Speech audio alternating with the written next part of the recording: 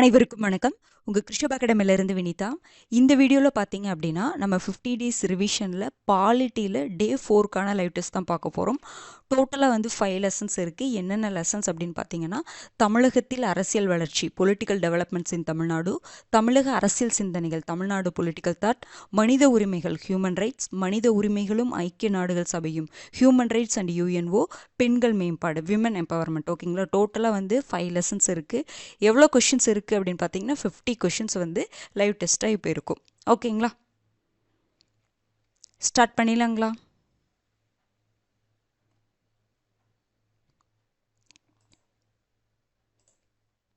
First question பாருங்க.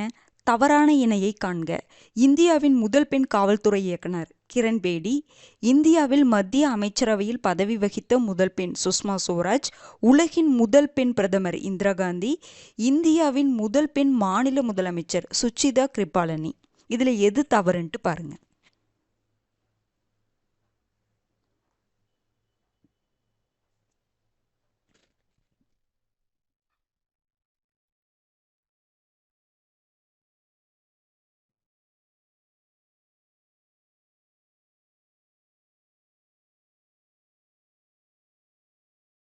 Answer பார்த்தலாங்களா?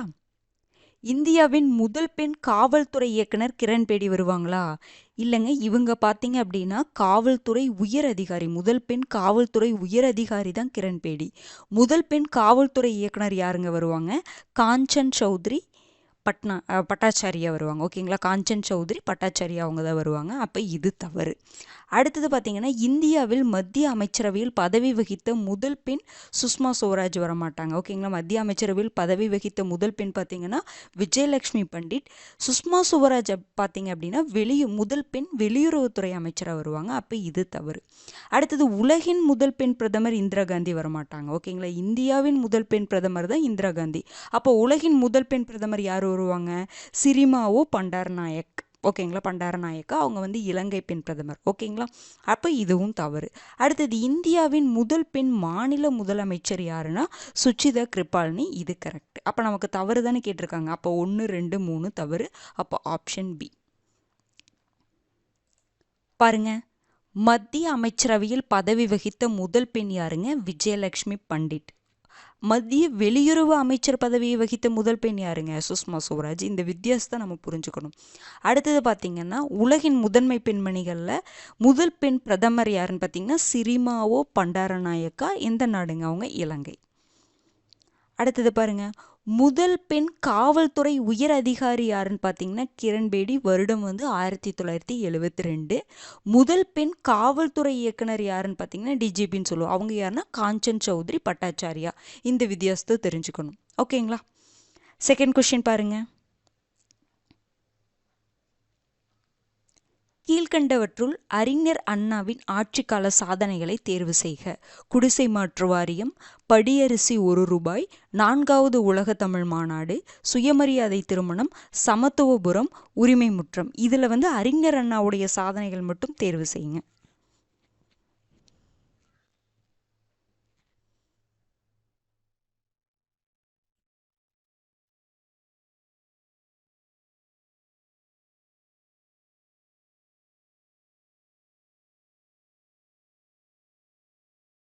ஓகேங்க, answer பார்த்தலாங்களா? அறிஞர் அண்ணாவுடைய ஆட்சி காலத்தில் குடிசை மாற்று வாரியம் அமைச்சாங்க. இது கரெக்டு தான். அடுத்தது, படியரிசி ₹1 திட்டம் வந்து கொண்டு வந்தாங்க. இதுவும் கரெக்டு தான். அவருடைய பீரியடில் 4வது உலக தமிழ் மாநாடு நடந்துச்சா? கிடையாதுங்க. 4வது உலக தமிழ் மாநாடு பார்த்திங்கன்னா 1974. அறிஞர் அண்ணாவோட பீரியடே பார்த்திங்கன்னா 1967 to 69 தான் அறிஞர் அண்ணாவோட பீரியடு. இவருடைய பீரியடில் பார்த்திங்கன்னா 2வது உலக தமிழ் மாநாடு தான் நடந்திருக்கும். 1968 எங்கே நடந்திருக்கும் அப்படின்னா சென்னையில் நடந்திருக்கும். ஓகேங்களா, ரொம்ப முக்கியமானதுங்க, நோட் பண்ணி வச்சுக்கோங்க. அடுத்தது, இவருடைய பீரியட். அப்போ இது தவறு, தேர்டு தவறு. அடுத்தது, சுயமரியாதை திருமணம் இவருடைய பீரியடில் தான் கொண்டு வந்தாங்க. அடுத்தது, சமத்துவபுரம். ஓகேங்களா, சமத்துவபுரம் அப்படின்னு சொல்லிட்டு இல்லைன்னா எல்லாருமே சமம் அப்படின்னு ஒன்று தெரியப்படுத்தணும் அப்படிங்கிறதுக்காக இந்த சமத்துவபுரம் ஸ்கீம், பெரியார் நினைவு சமத்துவபுரம் அப்படின்னு சொல்லிட்டு ஒரு ஸ்கீம் கொண்டு வந்தாங்க. புரிஞ்சுதுங்களா? அப்போ இது யாருடைய பீரியடில் கொண்டு வந்தாங்க? கலைஞர் கருணாநிதி அவர்கள் பீரியடில் தான் கொண்டு வந்திருப்பாங்க. புரிஞ்சுதுங்களா? அப்போ இதுவும் தவறு. அடுத்தது ரொம்ப முக்கியமானது உரிமை முற்றம். உரிமை முற்றம் யாரோட பீரியட்லங்க கொண்டு வந்தாங்க? இது வந்து கரண்ட் அஃபேர்ஸில் கேட்கலாம் இந்த கேள்வி. ஓகேங்களா? ஏதாவது ஸ்டாலின், அதாவது நம்ம சிஎம் வந்து இப்போ இந்த பீரியடில் வந்து கொண்டு வரலாம் அப்படின்னு சொல்லிட்டு என்ன பண்ணியிருக்காங்கன்னா அறிவிச்சிருக்காங்க.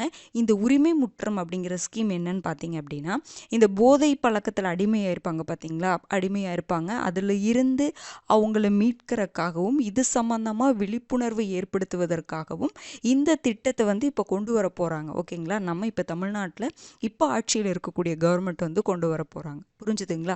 அப்போ இது கிடையாது. அறிஞர் அண்ணாவுடைய சாதனையில் இது கிடையாது. இது கரண்ட் அஃபேர்ஸ் கொஸ்டின். ஓகேங்களா? அப்போ இதுவும் தவறு.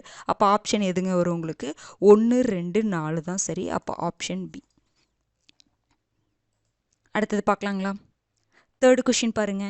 கீழ்காணும் கூற்றுகளை ஆராய்க. தமிழ் அரசர்களின் கூட்டமைவின் பிறநாட்டு படையெடுப்பிற்கு எதிராக சண்டையிட்டதை பற்றி புறநானூறு குறிப்பிடுகிறது. பட்டினப்பாலை பல்வேறு வகையான வரிகளை பற்றி விவரிக்கின்றது. அரசுரிமையானது புனிதத்தன்மையை உடையது என பல்லவர்கள் கூறினர். இதில் வந்து எத்தனை கூற்றுகள் சரின்ட்டு பாருங்க.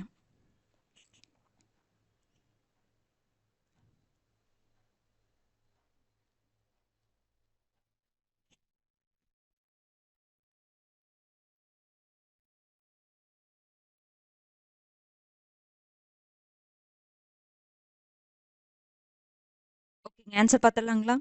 தமிழ் அரசர்களின் கூட்டமைப்பின் பிறநாட்டு படையெடுப்பிற்கு எதிராக சண்டையிட்டதை பற்றி எந்த நூல் குறிப்பிட்டதுங்க? அகநானூறு, புறநானூறு வராது. அப்போ இது தவறு. அடுத்தது பட்டினப்பாலை பல்வேறு வகையான வரிகளை பற்றி குறிப்பிடுகிறதா? கரெக்ட். அடுத்தது அரசுரிமையானது புனித தன்மையை உடையது அப்படின்னு சொல்லிட்டு பல்லவர்கள் சொன்னாங்களா? இதுவும் கரெக்ட். அப்போ நமக்கு என்னங்க 2 கூற்றுகள் சரி. அப்போ ஆப்ஷன் பி. பாருங்க, தமிழ் பேசும் பகுதிகளில் தமிழரின் நாடு மற்றும் தேச கூட்டமைப்பு அப்படிங்கிறது இருந்தது. கலிங்க அரசன் காரவேலா கிமு 165 காலத்தின் கல்வெட்டுகளில் இதை பற்றி அந்த தேச கூட்டமைவு அப்படிங்கிறத பற்றி குறிப்பிட்டிருக்குன்னு சொல்கிறாங்க. இந்த கல்வெட்டு பார்த்துக்கோங்க. ஓகேங்களா?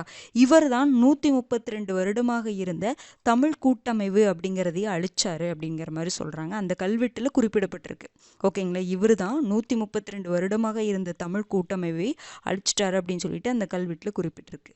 இது போன்ற தமிழ் அரசர்களின் கூட்டமைவின் பிறநாட்டு படையெடுப்பிற்கு எதிராக சண்டையிட்டதை சங்ககால இலக்கியமான எந்த நூல் விவரிக்கிறது? அகநானூறு விவரிக்கிறது. ஓகேங்களா? ஏன்னா இந்த புறநானூறு, அகநானூறு, ஐங்குறுநூறு இது எல்லாமே நமக்கு குழப்பக்கூடிய ஒரு விஷயம். பார்த்துக்கோங்க. அடுத்தது 4th கொஸ்டின் பாருங்க. கீழ்காண்பவற்றுள் தேசிய மனித உரிமை ஆணையத்தின் உறுப்பினர்கள் அல்லாதவரை தேர்வு செய்க. சிறுபான்மையினருக்கான தேசிய ஆணைய தலைவர், பிற்படுத்தப்பட்டவருக்கான ஓகேங்களா, ஸ்பெல்லிங் மட்டும் மாற்றிக்கோங்க. பிற்படுத்தப்பட்டவருக்கான தேசிய ஆணைய தலைவர், பெண்களுக்கான தேசிய ஆணைய தலைவர், பழங்குடியினருக்கான தேசிய ஆணைய தலைவர். இதில் தேசிய மனித உரிமை ஆணையத்தின் உறுப்பினர்கள் அல்லாதவரை வந்து தேர்வு செய்யுங்க.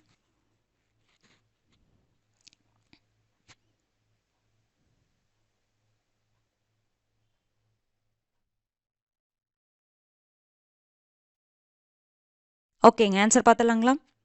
சிறுபான்மையினருக்கான தேசிய ஆணைய தலைவர் இருப்பாங்க. பிற்படுத்தப்பட்டவருக்கான தேசிய ஆணைய தலைவர் இருப்பாங்களா? இருக்க மாட்டாங்க. பெண்களுக்கான தேசிய ஆணைய தலைவர் இருப்பாங்க. பழங்குடியினருக்கான தேசிய ஆணைய தலைவர் இவங்கெல்லாம் உறுப்பினராக இருப்பாங்க. இந்த ஆணையத்துடைய தலைவரில் உறுப்பினராக இருப்பாங்க. பிற்படுத்தப்பட்டவருக்கான தேசிய ஆணைய தலைவர் இருக்க மாட்டாங்க. இதற்கு பதிலாக யார் வருவாங்கன்னா பட்டியலினத்தவருக்கான தேசிய ஆணைய தலைவர் தான் இருப்பாங்க. ஓகேங்களா? இப்போ பாருங்கள், இந்த எக்ஸ்பிளனேஷன் பாருங்கள், இது ரொம்ப முக்கியமானது. அதாவது உங்களுக்கு வந்து தேசிய மனித உரிமை ஆணையத்தில் உறுப்பினர்கள் யார் யாருன்னு பார்த்தீங்கன்னா, ஒரு தலைவர் இருப்பாங்க. அவர் யாருன்னா ஓய்வு பெற்ற இந்திய உச்சநீதிமன்ற தலைமை நீதிபதி தான் தலைவராக நியமிப்பாங்க. ஓகேங்களா? அது போக ஒரு உறுப்பினர் உச்சநீதிமன்ற நீதிபதியாக இருப்பாங்க. ஒரு உறுப்பினர் பார்த்தீங்கன்னா உயர்நீதிமன்ற நீதிபதியாக இருப்பாங்க. 2 உறுப்பினர்கள் அவங்க என்னவா இருப்பாங்கன்னா மனித உரிமைகள் தொடர்பான அறிவு அனுபவம் பெற்றவர்கள் இருப்பாங்க. அது போக நேரிணை உறுப்பினர்கள் ஒரு 4 பேர் இருப்பாங்க. அந்த 4 பேர் யார் யாருன்னா சிறுபான்மையினருக்கான தேசிய ஆணைய தலைவர்.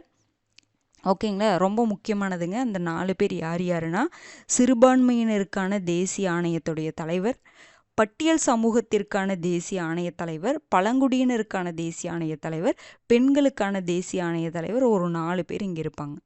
எந்தெந்த ஆணையத்தின் தலைவர்கள் எல்லாம் இதில் வந்து இடம்பெறுவாங்க அப்படிங்கிற மாதிரிலாம் கேட்கலாம், பார்த்துக்கோங்க. ஓகேங்களா? 5th கொஷின் பாருங்க. பின்வருவனவற்றை ஏறு வரிசையில் கால வரிசைப்படுத்துக. மாநில தன்னாட்சி தீர்மானம், நீதி கட்சி திராவிடர் கழகம் என பெயர் மாற்றம், அண்ணாமலை பல்கலைக்கழகம், பக்தவச்சலம் தமிழ்நாட்டின் முதல்வராக பதவியேற்பு, முதலாவது நாடாளுமன்ற திருத்தச் சட்டம். இதை வந்து ஏறு வரிசையில் கால வரிசைப்படுத்துங்க.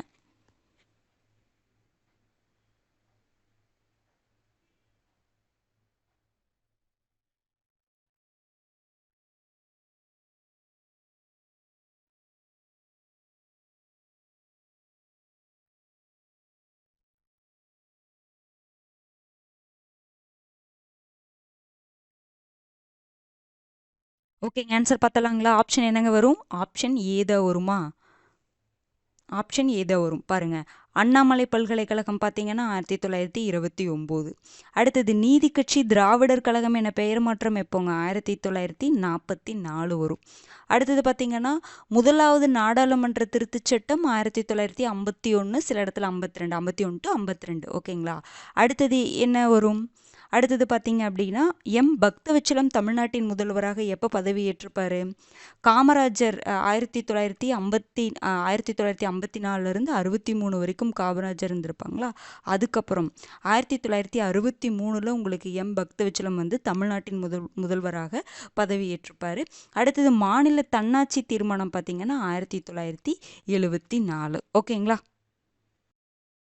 அப்போ பார்த்தீங்கன்னா ஆப்ஷன் என்ன வரும்? ஏதா வரும். அடுத்தது பாருங்க. 6th கொஷின் பாருங்க. கீழ்கண்டவற்றுள் செங்கோன்மை அதிகாரத்தில் இடம்பெறாத திருக்குறள் எது? அல்லற்பற்று ஆற்றாது அழுத கண்ணீரன்றே செல்வத்தை தேய்க்கும் படை, வானோக்கி வாழும் உலகெல்லாம் மன்னவன் கோல் நோக்கி வாழும் குடி, குடிதலையே கோலோச்சும் மாநில மன்னன் அடிதலையே நிற்கும் உலகு, அனைத்தும் சரி. இதில் எது வந்து இடம்பெறாது அப்படின்னு சொல்லிட்டு பாருங்க. ஒருவேளை எல்லாமே இருந்துச்சு அப்படின்னா அனைத்தும் சரி. ஓகேங்களா? பாருங்க.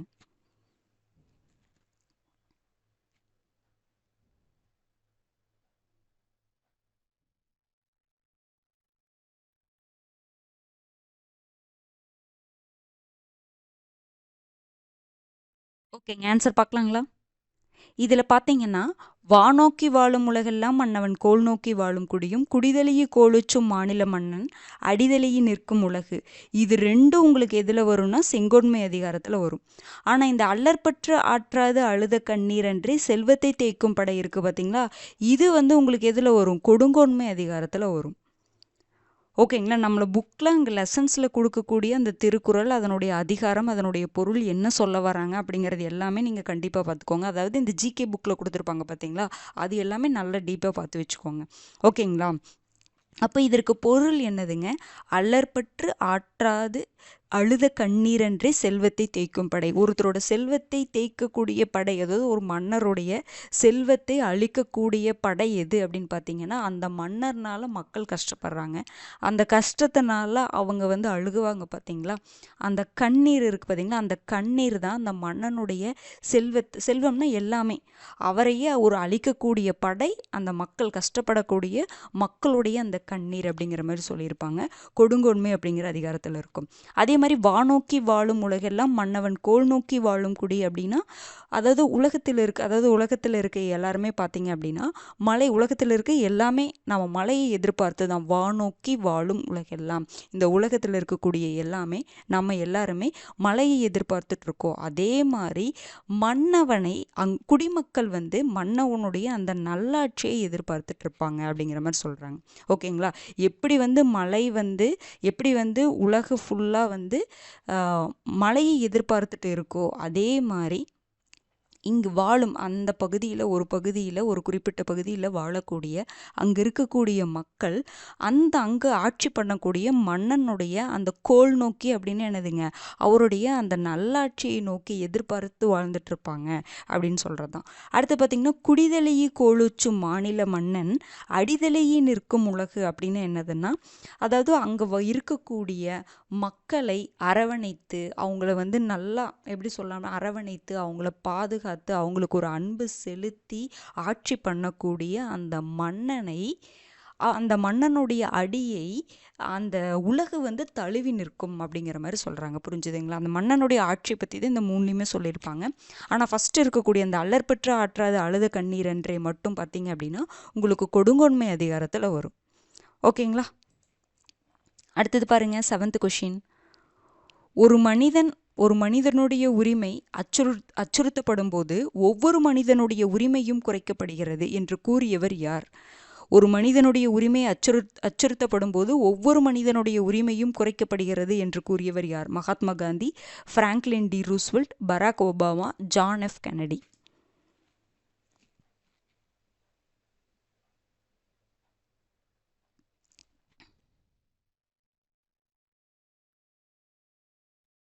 யாருங்க சொல்லியிருப்பாங்க? Option D, John F Kennedy தான் சொல்லியிருப்பார். ஓகேங்களா? ஒரு மனிதனுடைய உரிமை அச்சுறுத்தப்படும் போது, ஏன்னா இது ரொம்ப ஒரு முக்கியமான வாசகம். ஒரு மனிதனுடைய உரிமை அச்சுறுத்தப்படும் போது ஒவ்வொரு மனிதனுடைய உரிமையும் குறைக்கப்படுகிறது அப்படின்னு சொன்னது ஜான் எஃப் கென்னடி. ஓகேங்களா? இன்னொன்று பார்த்தீங்க அப்படின்னா, பராக் ஒபாமா வந்து ஒரு கோட் சொல்லியிருப்பாரு. அது என்ன கோட்டுங்க சொல்லியிருப்பாங்க? ரொம்ப முக்கியமான ஒரு இது. என்ன ஞாபகம் இருக்குங்களா? படிச்சிருப்பீங்கல்ல. மகாத்மா காந்தி பற்றி நம்ம பின்னாடி வரக்கூடிய கொஷினில் பார்ப்போம். பாருங்கள், நான் சொல்கிறேன், நல்லா கவனிச்சுக்கோங்க. நமது எதிர்காலம் பெண்களை உதாசீனப்படுத்துவோர் கையில் இல்லை. அது நமது மகன்களைப் போல் பள்ளிக்கு கல்வி கற்கச் செல்லும் நமது மகள்களின் கனவுகளில் உள்ளது. அவர்களே இவ்வுலகத்தில் தாங்கி நிற்கும் வல்லமை கொண்டவர் என யார் சொல்லியிருப்பாங்க? பராக் ஒபாமா வந்து சொல்லியிருப்பாங்க. இது கொஷினாக இருக்காது, அதனால தான் நான் சொல்லிட்டேன். ஓகேங்களா? நோட் பண்ணி வச்சுக்கோங்க, ரொம்ப முக்கியமானது. அடுத்தது 8th கொஷின் பாருங்க. கீழ்காணும் கூற்றுகளில் சரியானவற்றை தேர்வு செய்க. அயோத்திதாசர் தமிழ் மறுமலர்ச்சியின் முன்னோடி என அழைக்கப்படுகிறார். SILF என்ற அமைப்பு 1916 நிறுவப்பட்டது. ஒரு அரசியல் சார்பற்ற இயக்கமாக சுயமரியாதை இயக்கம் விளங்கியது. இதுல எது சரின்ட்டு பாருங்க.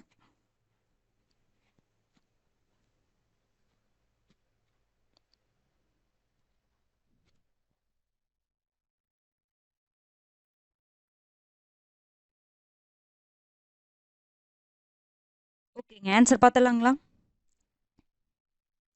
அயோத்திதாசர் தமிழ் மறுமலர்ச்சியின் முன்னோடி என அழைக்கப்படுகிறாரா? கிடையாது. அயோத்திதாசர் வந்து பிரான்சிஸ் ஒயிட் எல்லிஸ் அவர்களை என்ன சொல்லியிருப்பாரு? தமிழ் மறுமலர்ச்சி முன்னோடி அப்படின்னு சொல்லியிருப்பாங்க. அப்போ இது தவறு. அடுத்தது SILF அப்படின்னு என்னதுங்க? South Indian liberal foundation. ஓகேங்களா? சவுத் இண்டியன் லிபரல் ஃபெடரேஷன், தென்னிந்திய விடுதலை கூட்டமைப்பு தான். இந்த அமைப்பு எப்போ ஸ்டார்ட் பண்ணாங்க? 1916 தான் ஸ்டார்ட் பண்ணாங்க. ஏன்னா சில டைம் நமக்கு இந்த ஷார்ட் ஃபார்மை கொடுத்து கூட கேட்கலாம். ஓகேங்களா? இந்த அமைப்பு தான் 1917 உங்களுக்கு என்னவா மாறி இருக்கும்? நீதி கட்சியாக மாறி இருக்கும். புரிஞ்சுதுங்களா? அப்போ இது கரெக்டு தான். அடுத்தது, ஒரு அரசியல் சார்பற்ற இயக்கமாக சுயமரியாதை இயக்கம் விளங்கியதா? கரெக்டு தான். ஏன்னா சுயமரியாதை இயக்கம் அங்கே இருக்கக்கூடிய சமூகத்தில் இருக்கக்கூடிய அந்த மூட நம்பிக்கையை வந்து ஒழிக்கணும், சாதியை ஒழிக்கணும், அந்த மாதிரி விஷயங்களுக்கு சமூக சீர்திருத்தங்களில் தான் அது ஈடுபட்டுச்சு. ஓகேங்களா? அப்போ இது கரெக்டு தான். அப்போ எது நமக்கு சரி? 2, 3 சரி. அப்போ ஆப்ஷன் டி. அடுத்தது 9th கொஷின் பாருங்க. கீழ்கண்ட கூற்றுகளுள் தவறானவற்றை காண்க. சுயமரியாதை இயக்கத்தின் மூலம் பல பொது உடைமை கருத்துக்களை பரப்பியதால் தந்தை பெரியார் தென்னிந்தியாவின் முதல் பொது உடைமைவாதியாக அறியப்படுகிறார். தந்தை பெரியாரால் ஈர்க்கப்பட்ட சிங்காரவேலர் சுயமரியாதை சமூக நீதி கட்சி என்ற கட்சியை துவங்கினார். திராவிடர் கழகத்தின் லட்சிய வெற்றியாக பெரியார் திராவிட நாடு திராவிடருக்கே என வலியுறுத்தினார். இதுல எது தவறுன்ட்டு பாருங்க.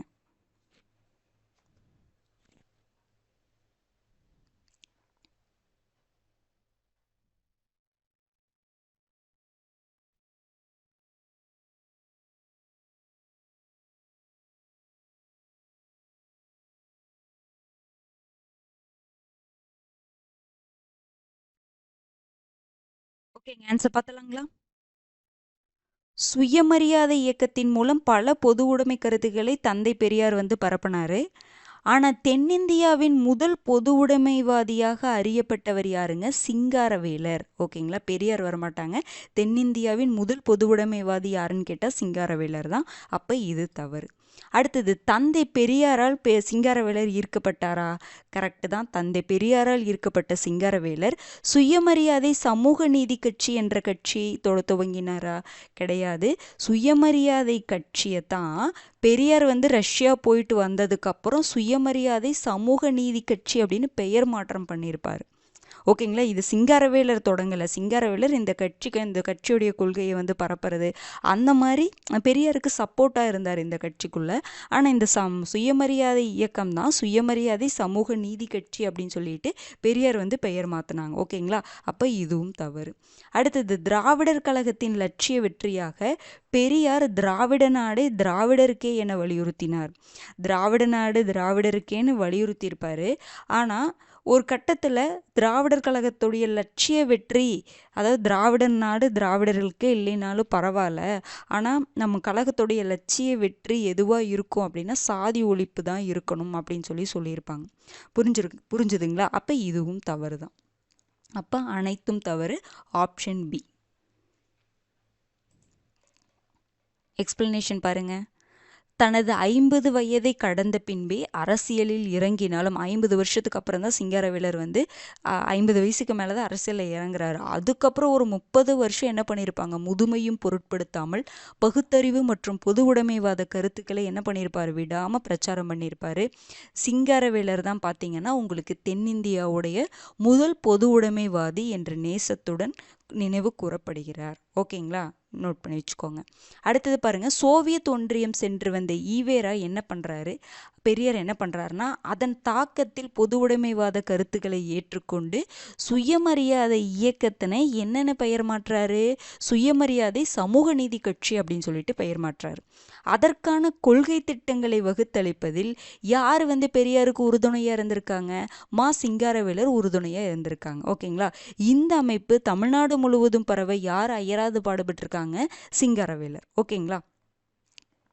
அடுத்தது பாருங்க, பெரியார் சொன்ன ஒரு வாசகம், திராவிட நாடு பெறாவிட்டாலும் சரி, சில ஆதிக்க சக்திகளை ஒழிக்க முடியாவிட்டாலும் சரி, முதலாளித்துவத்தை அழிக்க முடியாது போனாலும் சரி, சாதியை ஒழிக்கின்ற ஒரே காரியத்தை வெற்றிகரமாக செய்து முடித்தால் போதும் அப்படின்னு சொல்லிட்டு என்ன சொல்றாரு? இந்த சாதியை ஒழிக்கிறதா திராவிடர் கழகத்தின் லட்சிய வெற்றி என்று பெருமைப்பட்டு கொள்ளலாம் அப்படின்னு சொல்றாங்க. ஓகேங்களா.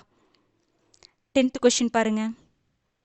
இந்தியாவில் கடைசியாக எடுக்கப்பட்ட மக்கள் தொகை கணக்கெடுப்பின்படி பெண்களின் கல்வியறிவு விகிதத்தை காண்க. 82.14%, 74.04%, 65.46%, 64.83%.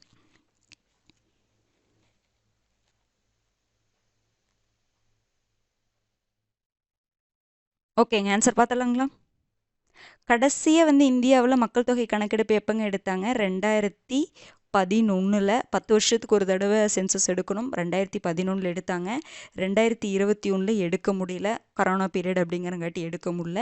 இனி மறுபடியும் எடுப்பாங்க. ஓகேங்களா, அப்போ கடைசியாக எப்போ எடுத்திருக்காங்க? 2011 தான் எடுத்திருக்காங்க. அப்போ அதை பற்றி டீட்டெயிலாக நீங்கள் பார்த்து வச்சுக்கணும். அப்போ கணக்கெடுப்பின்படி பெண்களுடைய கல்வி அறிவு என்னென்னு கேட்டிருக்காங்க. இந்த 2011ஆம் ஆண்டு மக்கள் தொகை கணக்கெடுப்பின்படி மொத்த கல்வியறிவு விகிதம், ஆண் பெண் எல்லாமே சேர்த்தி மொத்த கல்வியறிவு விகிதம் பார்த்தீங்கன்னா 82.14%. அதில் ஆண்களுடைய கல்வி அறிவு விகிதம் பார்த்தீங்கன்னா 74.04%. அதில் பெண்களுடைய கல்வி அறிவு எவ்வளோன்னு பார்த்தீங்கன்னா 65.46%. இந்த 64.83% அப்படிங்கிறது என்னென்னா 2001 என்ன சொல்லலாம்னா மொத்த கல்வி அறிவு விகிதம். புரிஞ்சுதுங்களா? அப்போ இது மூணுமே ரொம்ப முக்கியம். இது வந்து மொத்த கல்வி அறிவு விகிதம், இது வந்து ஆண்களுடைய கல்வி அறிவு விகிதம், இது பெண்களுடைய கல்வி அறிவு விகிதம். ஓகேங்களா. அடுத்தது 11th கொஸ்டின் பாருங்க. பின்வரும் கூற்றுகளில் சரியானவற்றை தேர்வு செய்க. இந்தியாவில் நேர்முக பாகுபாட்டிற்கு அரசியலமைப்பு சட்டம் இடமளிக்கவில்லை. 1965ஆம் ஆண்டு ஜனவரி 26ஆம் நாளை திமுக துக்க தினமாக அனுசரித்தது. 1949இல் திராவிட முன்னேற்ற கழகம் கலைஞர் கருணாநிதி அவர்களால் ஆரம்பிக்கப்பட்டது. இதுல எது சரின்ட்டு பாருங்க.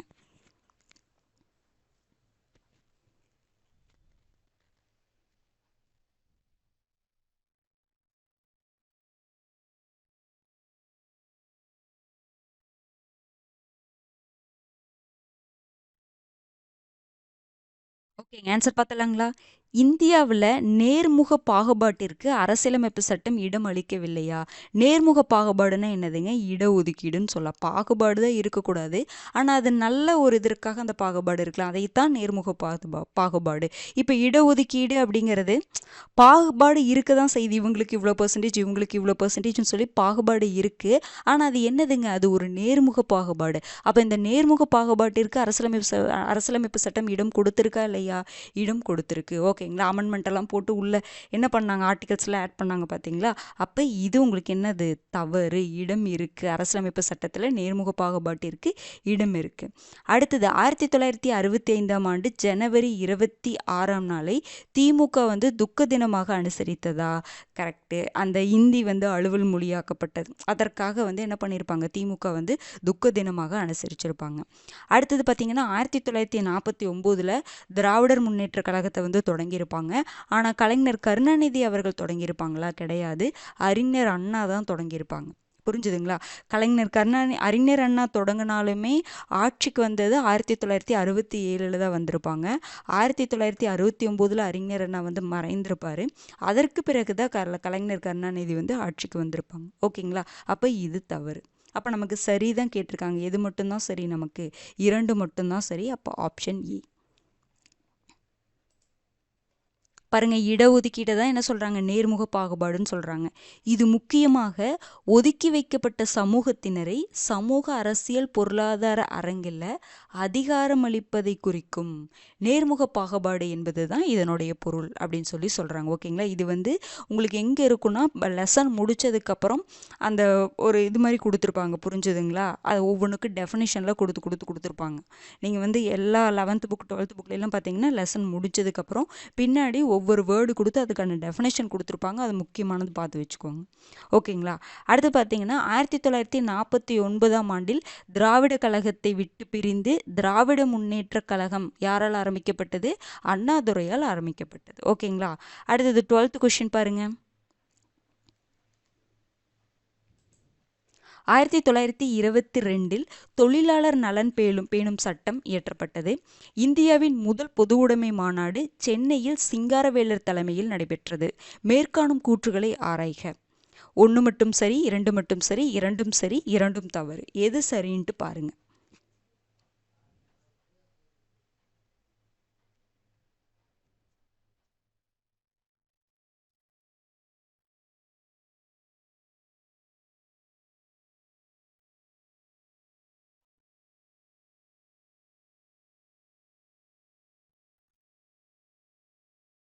ஆன்சர் பார்த்தலாங்களா? தொழிலாளர் நலன் பேணும் சட்டம் எப்போ கொண்டு வந்திருப்பாங்கன்னா 1926, 22 கிடையாது. ஓகேங்களா? அப்போ இது தவறு. இந்தியாவின் முதல் பொதுவுடைமை மாநாடு எங்கே நடந்திருக்கும்? கான்பூரில். யாருடைய தலைமையில்? சிங்காரவேலர் தலைமையில் நடந்திருக்கும் 1925. அப்போ இது தவறு. ஓகேங்களா? உங்களுக்கு என்ன வந்திருக்கும்? இது கான்பூர்னு வரணும். அப்போ இது தவறு. அப்போ உங்களுக்கு ஆன்சர் பார்த்தீங்கன்னா 2ம் தவறு. அப்போ ஆப்ஷன் டி. எக்ஸ்பிளனேஷன் பாருங்க. 1922 என்ன நடந்துச்சு அப்படின்னா இந்திய தேசிய காங்கிரஸ் தொழிலாளர்களை அமைப்பு ரீதியாக ஒன்று திரட்ட தீர்மானம் நிறைவேற்றியதுடன் இதற்காக ஒரு குழுவை அமைச்சாங்க. அந்த குழுவில் எத்தனை பேர் இருப்பாங்கன்னா 6 பேர் இருந்தாங்க. அந்த 6 பேரில் சிங்காரவேலரும் ஒருத்தராக இருந்திருக்காங்க. ஓகேங்களா? தீர்மானம் தொழிலாளர்களை அமைப்பு ரீதியாக ஒன்று திரட்ட தீர்மானம் நிறைவேற்றப்பட்ட ஆண்டு தான் 1922. ஓகேங்களா? அடுத்து பாருங்க. முதல் முறையாக 1926 தொழிலாளர் நலன்களை பேணும் சட்டம் இயற்றப்பட்டது முதன் முறையாக. அப்ப 1922 என்னது, 1926 என்ன கொண்டு வந்தாங்க அப்படிங்கிறத பார்த்துக்கோங்க. அடுத்தது பாருங்க. 1925 கான்பூர் நகர்ல இந்தியாவின் முதல் பொது உடைமைவாத மாநாடு நடந்தபோது அதற்கு தலைமையேற்று நடத்தி தந்தார் யாரு? சிங்காரவேலர். ஓகேங்களா? அப்போது அவர் எதை வந்து வலியுறுத்தி பேசினார் அப்படின்னா, வன்முறையற்ற மார்க்சிய பாதை அப்படிங்கிறத தான் வலியுறுத்தி பேசியிருக்காரு. மேலும் இந்தியாவுக்கு ஏற்ற மார்க்சிய பாதையை திட்டமிட வேண்டும் அப்படின்னு சொல்லிட்டு என்ன பண்ணியிருப்பாங்க, கேட்டிருப்பார். ஓகேங்களா? அடுத்தது பாருங்க, ஐக்கிய நாடுகள் சபை உருவாக்கப்பட்ட ஆண்டு 1948 டிசம்பர் 10, 1945 அக்டோபர் 24, 1993 அக்டோபர் 12, 1997 ஏப்ரல் 17. இதில் இருக்கக்கூடிய எல்லா ஆப்ஷன், அந்த ஆன்சர் இருக்குது பார்த்தீங்களா, அந்த ஆப்ஷன் இருக்குது பார்த்தீங்களா, எல்லாமே முக்கியமானது தான். இப்போ இதில் ஐக்கிய நாடுகள் சபை எப்போது உருவாக்கப்பட்டதுன்னு பாருங்கள்.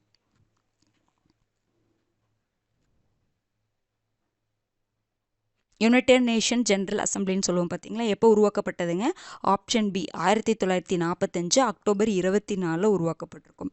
இந்த 1948 டிசம்பர் 10 தான் உங்களுக்கு மனித உரிமைகள் அந்த பிரகடனத்தை வந்து வெளியிட்டிருப்பாங்க. ஓகேங்களா? மனித உரிமைகளுக்கு அந்த பிரகடனத்தை வெளியிட்ட ஆண்டு தான் 1948 டிசம்பர் 10.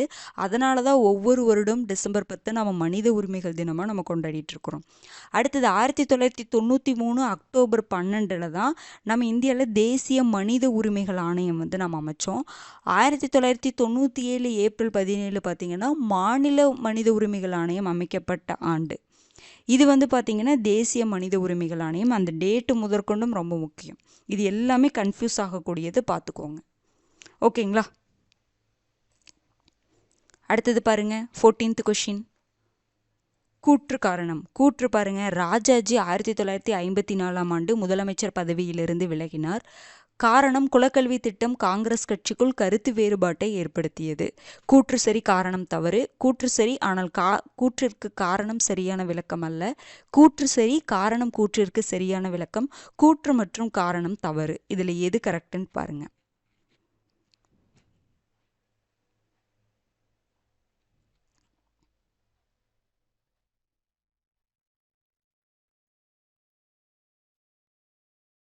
ஓகேங்க, ஆன்சர் பார்த்தலாங்களா?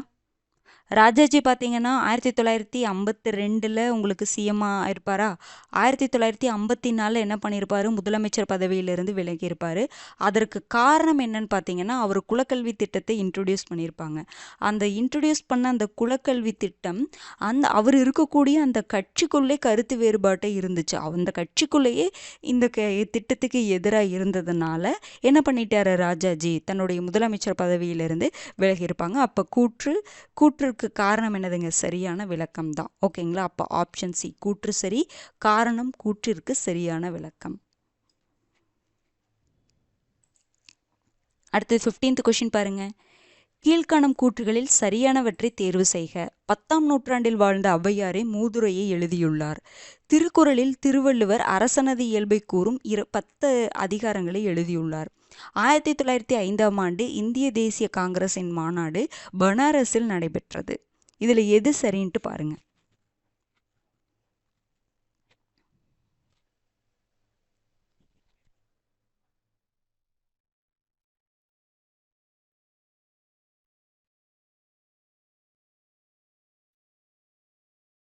ஓகேங்க, ஆன்சர் பார்த்தலாங்களா?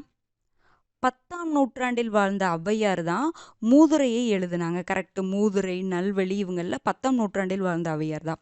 சங்ககால ஔவையாரெல்லாம் பார்த்தீங்க அப்படி சங்ககால ஔவையார் பார்த்தீங்க அப்படின்னா புறநானூறு, அகநானூறு அதெல்லாம் எழுதியிருப்பாங்க. இந்த மூதுரை, நல்வழி எழுதின ஔவையார் வேறு. ஓகேங்களா? அதை நோட் பண்ணி வச்சுக்கோங்க. நான் முன்னாடியே வந்து இந்த லெசன் நம்ம லைவ் டெஸ்ட்டு ஃபுல்லாக பார்த்தோம் பார்த்தீங்களா, அப்போ நான் முன்னாடியே சொல்லியிருக்கேன். ஓகேங்களா? அப்போ இது உங்களுக்கு என்னதுங்க, கரெக்டு தான். அடுத்தது, திருக்குறளில் திருவள்ளுவர் அரசனது இயல்பை கூறும் 10 அதிகாரங்கள் எழுதியிருக்கிறாரா? கிடையாதுங்க. அரசனது இயல்பை கூறக்கூடிய 25 அதிகாரங்களை திருவள்ளுவர் எழுதியிருப்பார். அப்போ இது தவறு. 1905ஆம் ஆண்டு இந்திய தேசிய காங்கிரசின் மாநாடு பனாரஸில் நடைபெற்றதா? கரெக்டு. இன்னொன்று சொல்லியிருப்பாங்க, 1907 சூரத் மாநாடு நடந்திருக்கும். இதில் கூட பாரதியார் கலந்துருப்பாங்க அப்படின்னு சொல்லி நம்ம பார்த்துருப்போம். ஓகேங்களா? அப்போ எது உங்களுக்கு கரெக்டு? 1, 3 சரி. அப்போ ஆப்ஷன் பி. பாருங்க, பொருட்பாலின் முதலில் அரசனது இயல்பு கூறும் அரசியலை மிக விரிவாக 25 அதிகாரங்களில் கூறியுள்ளார் திருவள்ளுவர். ஓகேங்களா? அடுத்தது சரியான இணையை தேர்வு செய்க. அரசமைப்பு சட்டப்பிரிவு 39F இரு பாலினருக்கு சம வேலைக்கு சம ஊதியம். அரசமைப்பு சட்டப்பிரிவு 39B ஆரோக்கியமான குழந்தை வளர்ச்சி. இதில் எது சரி பாருங்க.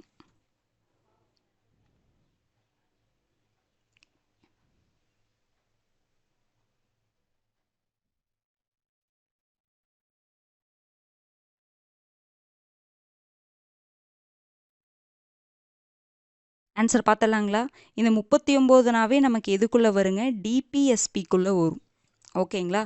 டிபிஎஸ்பி பார்ட் 4ல் ஓகேங்களா, பகுதி 4ல் ஆர்டிக்கல் பார்த்தீங்கன்னா 36லிருந்து 51 வரைக்கும் அரசுக்கு வழிகாட்டும் நெறிமுறை கோட்பாடுகள் அப்படின்னு சொல்லிட்டு ஒரு பார்ட். ஓகேங்களா, அதில் தான் உங்களுக்கு வந்து இந்த 39 ஆர்டிக்கல் வருது. அந்த 39 பிரிச்சிருப்பாங்க ஏபிசிடி அப்படின்னு சொல்லிட்டு. அது ரொம்ப முக்கியமான இது. ஓகேங்களா, இந்த டிபிஎஸ்பி அப்படிங்கிறது அரசுக்கு வழிகாட்டும் நெறிமுறை கோட்பாடுகள். இதில் அரசமைப்பு சட்டப்பிரிவு 39F வந்து இருபாலினருக்கு சமவேலைக்கு சம ஊதியம் சொல்லுதான்னு கேட்டால் கிடையாது. 39D உங்களுக்கு பழைய எடிஷனில் அநேகமாக இதில் பி கொடுத்துருப்பாங்கன்னு நினைக்கிறேன், மாற்றிக்கோங்க. 39D தான் பார்த்தீங்கன்னா இரு பாலினருக்கும் சமவேலைக்கு சம ஊதியம். அப்போ இது தவறு. அதே மாதிரி பார்த்தீங்கன்னா அரசமைப்பு சட்டப்பிரிவு 39B வந்து ஆரோக்கியமான வளர்ச்சியை குறிப்பிடாது. ஆரோக்கியமான குழந்தை வளர்ச்சியை குறிப்பிடுது பார்த்தீங்கன்னா 39F. ஓகேங்களா, அப்போ இதில் பார்த்தீங்கன்னா இரண்டும் தவறு. Option B. இது வந்து 39Dங்க. உங்களுக்கு பழைய எடிஷன் புக் வச்சுருந்தீங்கன்னா 39Bன்னு போட்டிருப்பாங்க, நீங்கள் 39Dன்னு மாற்றிக்கோங்க. ஓகேங்களா, அடுத்தது பாருங்க. பொருட்பாலின் 7 பகுதிகளுள் இடம்பெறாதது எது? நட்பு, கூழ், அறம், படை. பொருட்பால் 7 பகுதிகள் இருக்குது, 70 அதிகாரங்கள் இருக்குது. 70 அதிகாரங்கள் இருக்கா? அப்போ அதில் இடம்பெறாதது எதுன்னு பாருங்கள். அந்த 7 பகுதிகளில் இடம்பெறாதது.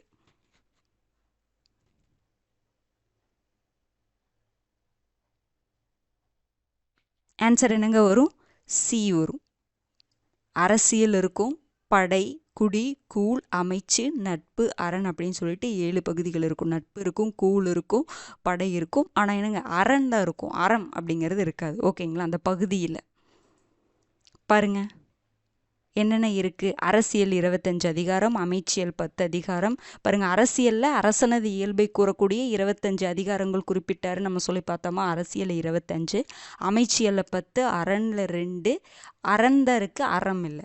கூழ் வந்து 1, படை 2, நட்பு 17, குடி 13 ஆக பொருட்பாலின் 70 அதிகாரங்கள் 7 பகுதிகளாக பிரிக்கப்பட்டிருக்கு. ஓகேங்களா, அடுத்தது பாருங்கள் 18வது கொஷின். 1982 தமிழ்நாட்டின் முதலமைச்சராக பதவி வகித்தவர் யார்?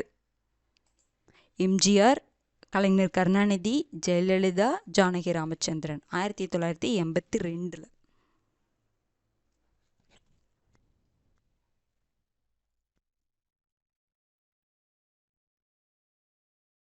யாருங்க வருவாங்க?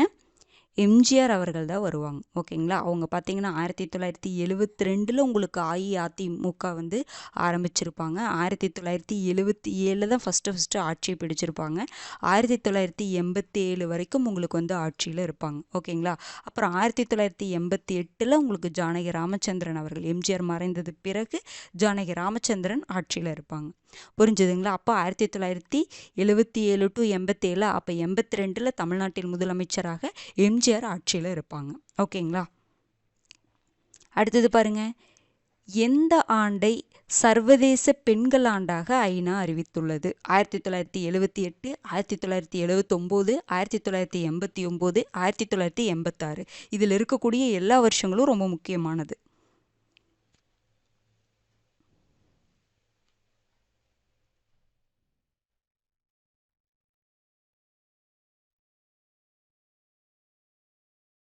ஓகேங்க, ஆன்சர் பார்த்தலாங்களா? சர்வதேச பெண்கள் ஆண்டு எந்த வருடங்க? 1978. 79 பார்த்தீங்கன்னா சர்வதேச குழந்தைகள் ஆண்டு. 1989 நவம்பர் 20 பார்த்தீங்கன்னா குழந்தைகள் உரிமைகளுக்கான பிரகடனத்தை வந்து வெளியிட்டிருப்பாங்க, ரொம்ப முக்கியமானது. 78 பார்த்தீங்கன்னா சர்வதேச பெண்கள் ஆண்டு, 1979 சர்வதேச குழந்தைகள் ஆண்டு, 1989 நவம்பர் 20 குழந்தைகள் உரிமைகளுக்கான பிரகடனத்தை வந்து வெளியிட்டிருப்பாங்க. 1986 பார்த்தீங்கன்னா குழந்தை தொழிலாளர் தடை மற்றும் சீர்திருத்த சட்டம். 15 வயது ஆகாம ஒரு குழந்தைய தொழில ஈடுபடக்கூடாது அப்படின்னு ஈடுபடுத்தக்கூடாது அப்படின்னு சொல்லக்கூடிய சட்டம் தான் குழந்தை தொழிலாளர் தடை மற்றும் சீர்திருத்த சட்டம். எல்லாமே ரொம்ப முக்கியமான வருடங்கள், பார்த்துக்கோங்க. அடுத்தது பாருங்க, கீழ்காணும் கூற்றுகளை ஆராய்க. பண்டைய தமிழ் சமூக அமைப்பில் மனு தர்மமே சட்டமாக கருதப்பட்டது. ஆணும் பெண்ணும் சமமாக கருதப்பட்டால் மட்டுமே இவ்வுலகம் அறிவு மற்றும் புத்தி கூர்மையில் சிறப்புறும் என்று தந்தை பெரியார் கூறினார். காசி பாரதியாரின் ஆளுமையில் பெரும் மாற்றங்களை ஏற்படுத்தியது. இதுல எத்தனை கூற்றுகள் தவறுன்ட்டு பாருங்க.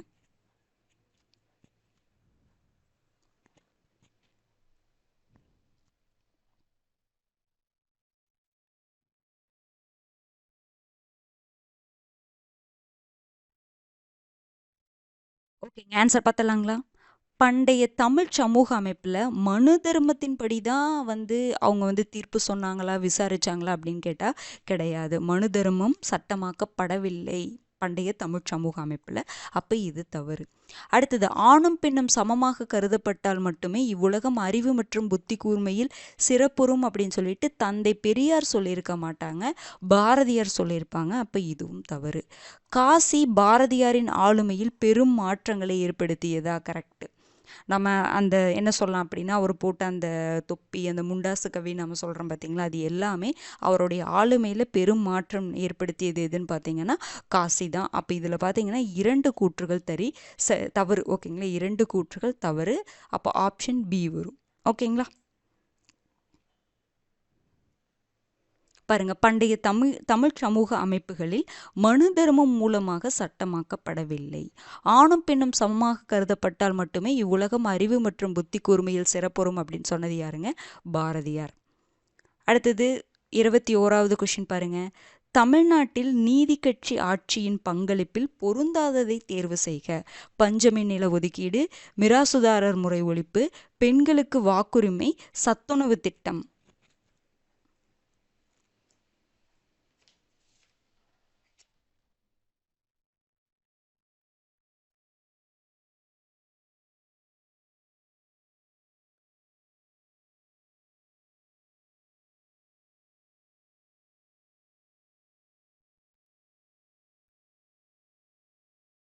ஆன்சர் பார்த்தலாங்களா? எதுங்க வரும்? சத்துணவு திட்டம் தான்.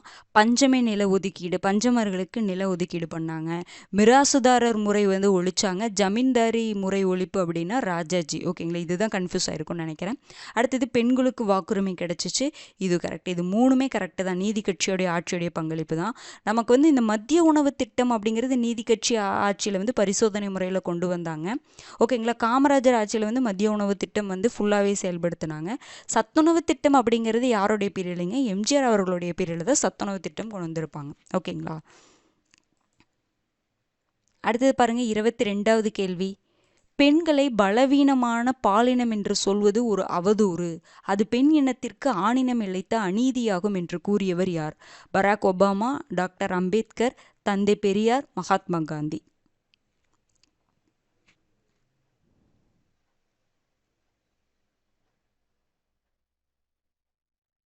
ஆன்சர் பார்த்தலாங்களா? யாருங்க சொல்லியிருப்பாங்க? மகாத்மா காந்தி தான் சொல்லியிருப்பாங்க.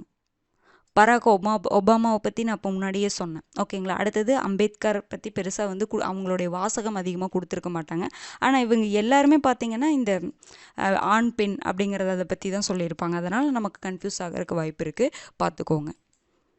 அடுத்தது பாருங்க, 23வது கேள்வி. அரச குடும்பத்தில் பிறந்து வளர்ந்து அரசனாக பொறுப்பு ஏற்றால் மட்டுமே ஒருவன் அரசனாக சிறக்க முடியாது என்னும் கருத்தியலை விளக்கும் திருக்குறள் எது? அறநிலக்காது அல்லவை நீக்கி மரநிலக்கா மானம் உடையதரசு.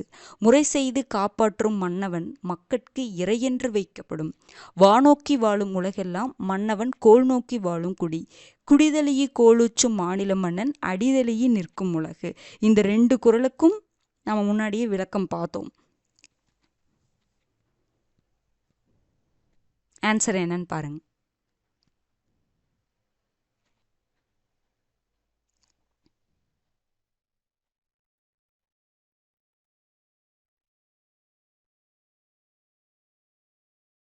இதுக்கு ஆன்சர் என்னங்க வரும்? ஆப்ஷன் பி தான் வரும். முறை செய்து காப்பாற்றும் மன்னவன் மக்கட்கு இறையென்று வைக்கப்படும். அதாவது ஃபர்ஸ்ட் என்ன பாருங்க, அரண் இழுக்கா அரண் அல்லாதவையெல்லாம் நீக்கி வீரம் குறையாம வீரம் குறையாம இருக்கிறதா மானமுடையது அரசு அப்படிங்கிற மாதிரி சொல்லுவாங்க. அரண் இழுக்காது அல்லவை நீக்கி மரம் நீங்காம வீரம் குறையாது மானம் காப்பது அரசு அப்படின்னு சொல்லுவாங்க. ஓகேங்களா?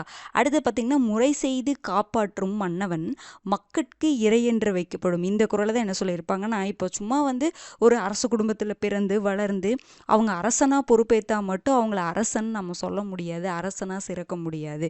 மக்கள் யார் அரசனா நினைக்கிறாங்க அப்படின்னு பாருங்க. முறை செய்து தன்னுடைய கடமையை செய்து மக்களை காப்பாற்றக்கூடிய மன்னவனை மக்கள் என்ன பண்ணுவாங்க, இறை அப்படின்னு, அதாவது ஒரு கடவுள் மாதிரி நினைப்பாங்க அப்படிங்கிற மாதிரி சொல்றாங்க. சும்மா அரசனானா மட்டும் எல்லாமே சிறப்புற முடியாது. மக்கள் கையில் இருக்குது. மக்களை நல்ல முறையில் ஆட்சி பண்ணால், அவங்கள பாதுகாத்தோம், அவங்கள காப்பாற்றணும் அப்படின்னா மக்களே அவங்கள கடவுளாக நினைப்பாங்க அப்படிங்கிற மாதிரி சொல்லிட்டு இதனுடைய எக்ஸ்ப்ளனேஷன் கொடுத்துருப்பாங்க. நோட் பண்ணி வச்சுக்கோங்க, ரொம்ப முக்கியமானது. ஓகேங்களா? இந்த 2 குறளுக்கான விளக்கத்தை நம்ம பார்த்துட்டோம். அடுத்தது பார்க்கலாங்களா? அடுத்தது 24வது கொஷின் பாருங்க. தந்தை பெரியார் கூற்று. தந்தை பெரியார் சிறைப்பறவை என அழைக்கப்படுகிறார். காரணம், 15 ஆண்டுகளில் 23 முறை தந்தை பெரியார் சிறை சென்றார். கூற்று சரி, ஆனால் காரணம் கூற்றிற்கு சரியான விளக்கம் அல்ல. கூற்று தவறு, காரணம் சரி. கூற்று மற்றும் காரணம் தவறு. கூற்று சரி, காரணம் கூற்றிற்கான சரியான விளக்கம்.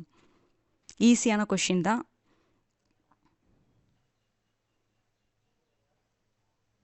ஆன்சர் என்னங்க வரும்? கூற்று சரி, காரணம் கூற்றிற்கு சரியான விளக்கம். 15 வருஷத்துல 23 முறை தந்தை பெரியார் சிறை சென்றதுனால தான் தந்தை பெரியார் பார்த்தீங்கன்னா சிறை பறவை அப்படின்னு சொல்லிட்டு அழைக்கப்படுறாரு. ஓகேங்களா? அப்ப காரணம் கூற்றிற்கு சரியான விளக்கம். ஓகேங்களா? அடுத்த கொஷின் பாருங்க. 25வது கொஷின். இந்தியாவில் தகவல் அறியும் சட்டம் இயற்றப்பட்ட ஆண்டு 2005, 2009, 2012, 1998. இதுவும் எல்லா வருடமே ரொம்ப முக்கியமான வருடங்கள்.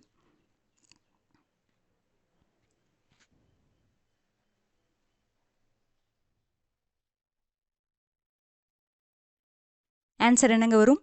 தகவல் அறியும் உரிமை சட்டம் பார்த்தீங்கன்னா 2005 வரும். 2009 பார்த்தீங்கன்னா உங்களுக்கு ரைட் டு எஜுகேஷன் கொண்டு வந்தாங்களா? ஓகேங்களா?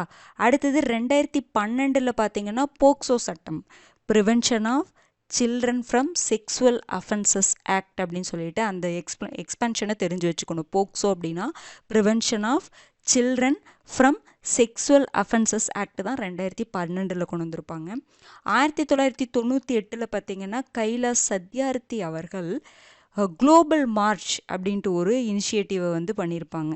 ஓகேங்களா? Global March. அப்போ எதற்காக அப்படின்னா, இந்த குழந்தைகள் தொழிலாளர்களை ஈடுபடுத்துகிறாங்க பார்த்தீங்களா, அதை எதிர்த்து ஒரு 80,000 கிலோமீட்டர் ஒரு நடைப்பயணம் மேற்கொண்டிருப்பாங்க. அதுதான் குளோபல் மார்ச் 1998. ஓகேங்களா?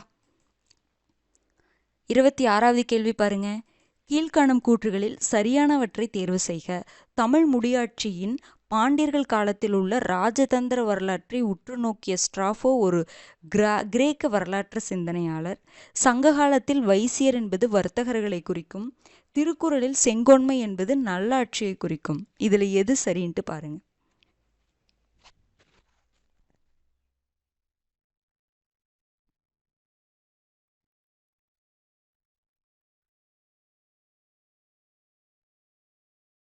ஆன்சர் பார்க்கலாங்களா? தமிழ் முடியாட்சியின் பாண்டியர்கள் காலத்தில் உள்ள ராஜதந்திர வரலாற்றை உற்று நோக்கிய ஸ்ட்ராஃபோ அப்படிங்கிற யாருங்க, அவர் யாருங்க, கிரேக்க வரலாற்று சிந்தனையாளர் தான். இது கரெக்டு தான். சங்க காலத்தில் வைசியர் அப்படிங்கிறது யாரை நம்ம சொல்லுவோம், வர்த்தகர்களை, வணிகர்களை சொல்லுவோம். இது கரெக்டு. திருக்குறளில் செங்கோன்மை அப்படிங்கிறது என்னதுங்க, நல்ல ஆட்சி. கொடுங்கோன்மை அப்படின்னா தான் நல்ல ஆட்சி எல்லாமே. ஓகேங்களா, மக்களை வந்து கொடுமைப்படுத்தி ஆட்சி பண்ணுறது தான் கொடுங்கோன்மை அப்படின்னு சொல்கிறது. செங்கோன்மை அப்படிங்கிறது நல்ல ஆட்சியை குறிக்கும். அப்போ இது கரெக்டு, அனைத்தும் சரி. அப்போ ஆப்ஷன் ஏ. ஓகேங்களா, அடுத்தது பார்க்கலாங்களா. 27th கொஸ்டின் பாருங்க. பின்வரும் கூற்றுகளில் தவறானவற்றை தேர்வு செய்க. தொன்மையான தமிழை முதன்மையாக கொண்ட திராவிட மொழி குடும்பம் என்ற கருத்தியலை முதலில் வெளியிட்டவர் பிரான்சிஸ் ஒயிட் எல்லிஸ். மாகாணங்களில் இரட்டை ஆட்சியை மாண்டேகு செம்ஸ்வோர்ட் சீர்திருத்தம் அறிமுகம் செய்தது. இதில் எது தவறுன்ட்டு பாருங்க. சில கொஷின்லாம் பார்த்தீங்கன்னா சில பாயிண்ட்ஸ்லாம் நம்ம அடிக்கடி பார்த்துருப்போம். ஏன்னா ஒவ்வொரு லெசனுக்கும் நம்ம லைவ் பார்த்தோம் பார்த்தீங்களா, அதுலேயே வந்து நம்ம எல்லாமே கவர் பண்ணிட்டோம். அதனால் சிலதெல்லாம் நம்ம திருப்பி திருப்பி படிக்கிற மாதிரி தான் இருக்கும், பார்த்துக்கோங்க.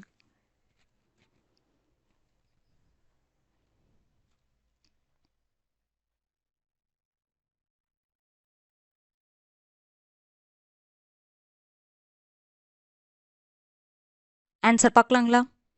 தொன்மையான தமிழை முதன்மையாக கொண்ட திராவிட மொழி குடும்பம் அப்படிங்கிற கருத்தியலை முதலில் வெளியிட்டவர் யாருங்க, பிரான்சிஸ் ஒயிட் எல்லிஸ் தான். கரெக்டு தான். இதனால தான் அயோத்திதாசர் இவரை வந்து தமிழ் மறுமலர்ச்சியின் முன்னோடின்னு சொல்லியிருப்பார்.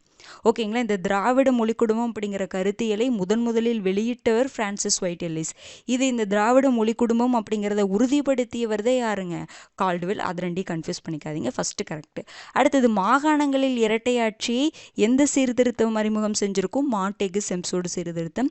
இதுவும் கரெக்டு தான். அப்போ நமக்கு என்னதுங்க, இரண்டும் சரி. ஆப்ஷன் டி, எதுவும் தவறில்லை, ரெண்டுமே கரெக்டு தான். அடுத்தது பாருங்க. 28th கொஸ்டின் பொறுத்துக. பெண்களை கேலி செய்வதற்கு எதிரான சட்டம், இந்து வாரிசு சட்டம், இந்து திருமணச் சட்டம், அநாகரிகமாக சித்தரித்தலுக்கு எதிரான சட்டம், குடும்ப வன்முறையிலிருந்து பெண்களை பாதுகாக்கும் சட்டம்.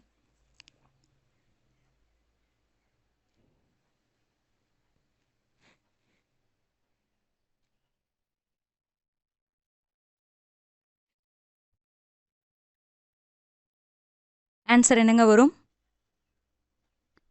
ஆப்ஷன் சி வரும். ஓகேங்களா, எனது பெண்களை கேலி செய்வதற்கு எதிரான சட்டம் பார்த்தீங்கன்னா 1997. இந்து வாரிசு சட்டம் 1956. இந்து திருமணம் சட்டம் பார்த்தீங்கன்னா 1955. அநாகரிகமாக சித்தரித்தலுக்கு எதிரான சட்டம் பார்த்தீங்கன்னா 1999. குடும்ப வன்முறையிலிருந்து பெண்களை பாதுகாக்கும் சட்டம் பார்த்தீங்கன்னா 2005. ஓகேங்களா, இதெல்லாம் ரொம்ப முக்கியமானதுங்க, பார்த்துக்கோங்க.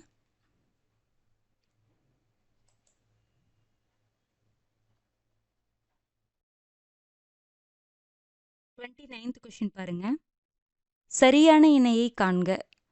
1972 அஇஅதிமுக தோற்றம், 1949 திராவிட முன்னேற்ற கழக தோற்றம், 1997 தமிழ்நாட்டின் முதலமைச்சராக ஜெயலலிதா அவர்கள் பதவி வகித்தார். இதில் எது சரின்ட்டு பாருங்க.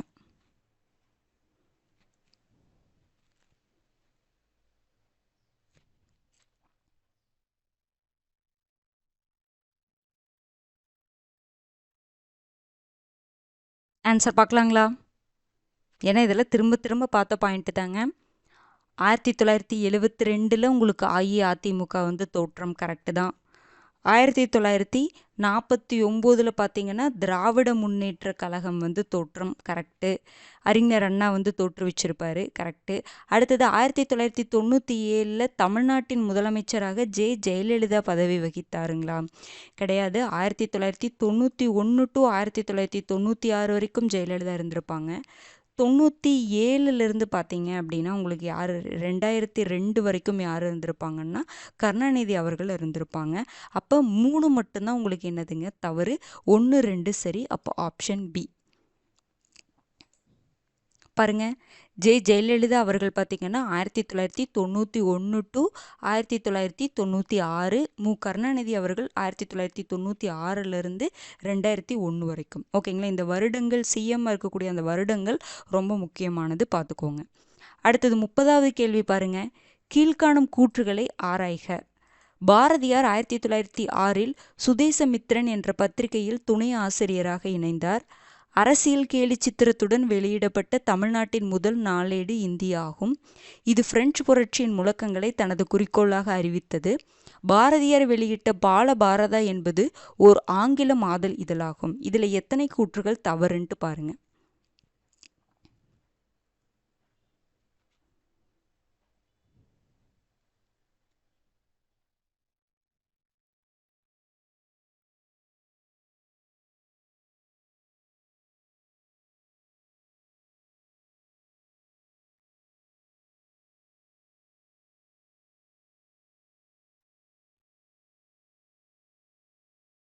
ஓகேங்க, ஆன்சர் பார்த்துலாங்களா?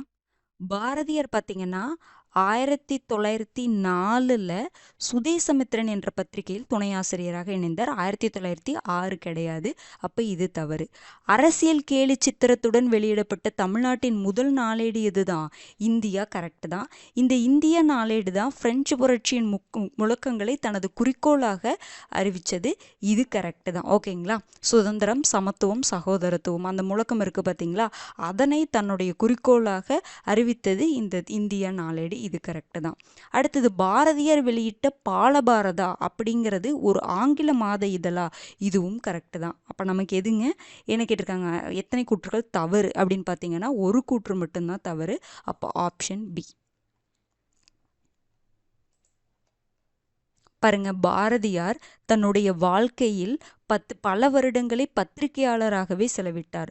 பாரதி இளம் வயதில் தன்னுடைய வாழ்க்கையை ஒரு பத்திரிகையாளர் மற்றும் துணை ஆசிரியராக சுதேசமித்திரன் என்ற பத்திரிகையில் 1904 தொடங்கினார். 1906 கிடையாது, 1906 தான் துணை ஆசிரியராக சேர்ந்திருப்பாங்க. ஓகேங்களா? அடுத்தது பாருங்க, முதல் பெண் குடியரசுத் தலைவரான பிரதிபா பாட்டீல் பதவி வகித்த ஆண்டு 2002 to 2007, 2007 to 2012, 1997 to 2002. எதுவும் இல்லை. இது நம்ம போன டே 2லயே உங்களுக்கு இது ரிலேட்டடாக நம்ம பார்த்துருப்போம்.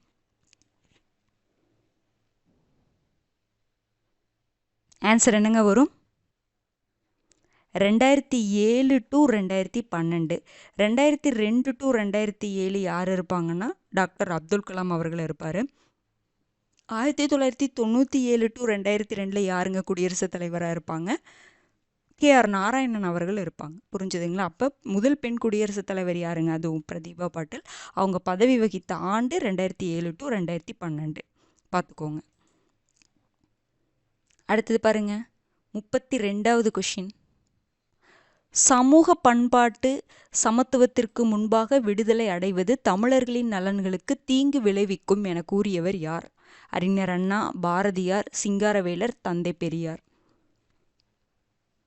இந்த மாதிரி கோட்ஸ் எல்லாம் ரொம்பவே கன்ஃபியூஸ் ஆகுங்க. ஏன்னா நம்ம இப்போ அளவாக படிக்கிறோம், அப்போ நிறைய நம்ம படிப்போம். அப்படிங்கும் பொழுது இந்த மாதிரி பாயிண்ட்ஸ்லாம் நமக்கு கன்ஃபியூஸ் ஆகும். திரும்ப திரும்ப பார்த்து வச்சுக்கோங்க, நோட் பண்ணி வச்சுக்கோங்க. யாருங்க சொல்லியிருப்பாங்க? ஆன்சர் என்ன வரும்? டி. ஆப்ஷன் டி தான் வரும். சமூக பண்பாட்டு, சமூகத்தில் சமூக சமத்துவம் இல்லாமல் நாம் விடுதலை அடைவது அப்படிங்கிறது எப்படி இருக்குன்னு சொல்கிறாங்க, தமிழர்களுடைய நலனுக்கு தீங்கு விளைவிக்கும் அப்படின்னு சொல்லிட்டு தந்தை பெரியார் சொல்லியிருப்பாங்க. ஓகேங்களா? அப்போ ஆப்ஷன் டி தான் ஆன்சர். அடுத்தது 33rd கொஷின் பாருங்கள். பண்டைய தமிழ் சமூகம் தொடர்பான தகவல்களில் தவறானவற்றை தேர்வு செய்க. பெண்கள் பொது அவையில் பங்கேற்கலாம், மரபு வழி உரிமைகள் ஆண்களிடம் இருந்தது, முருக கடவுளை வழிபடுவதே பழங்குடியினரின் வழிபாட்டு மரபு ஆகும், பெண்களும் நிர்வாகிகளாகவும் ஆட்சியாளர்களாகவும் இருந்தனர். இதில் எது தவறுன்ட்டு பாருங்க.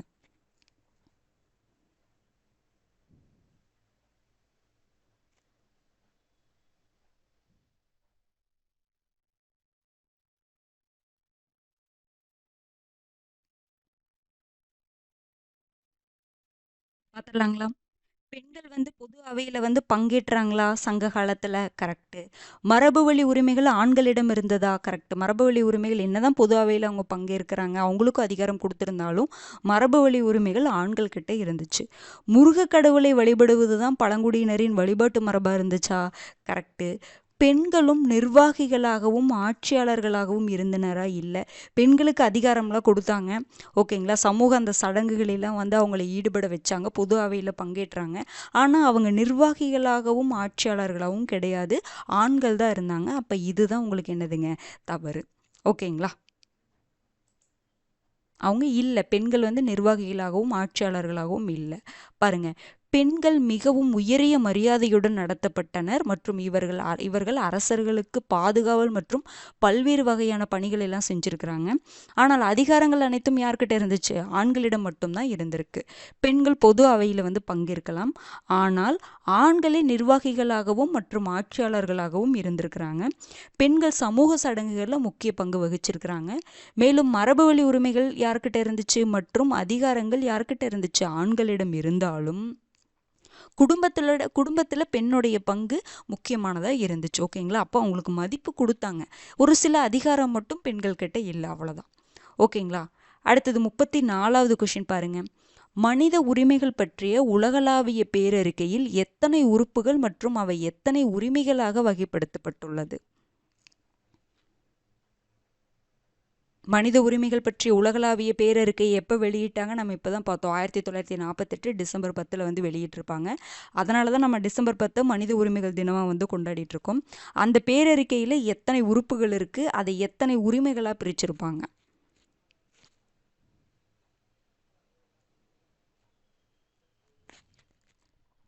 ஆன்சர் என்னங்க வரும்? Option D. அதாவது எத்தனை உறுப்புகள் இருக்குன்னா 30 உறுப்புகள் இருக்கும். அதை எத்தனை உரிமைகளாக பிரிச்சிருப்பாங்கன்னா 5 உரிமைகளாக பிரிச்சிருப்பாங்க. என்னென்ன உரிமைகள்? வாழ்வியல் உரிமைகள், அரசியல் உரிமைகள், சமூக உரிமைகள், பொருளாதார உரிமைகள், கலாச்சார உரிமைகள் அப்படின்னு சொல்லிட்டு 5 உரிமைகளாக பிரிச்சிருப்பாங்க. எத்தனை உறுப்புகள் இருக்கும் அப்படின்னா 30 உறுப்புகள் இருக்கும். ஓகேங்களா? பார்த்துக்கோங்க. அடுத்தது பாருங்க, 35வது கேள்வி. கீழ்கண்டவற்றுள் நீதி கட்சியின் வீழ்ச்சிக்கு காரணங்கள் அல்லாத ஒன்றை தேர்வு செய்க.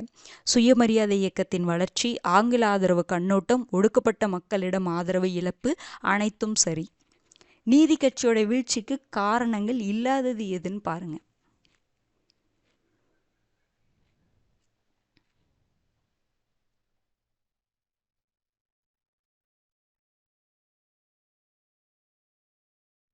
ஆன்சர் பார்த்தலாங்களா?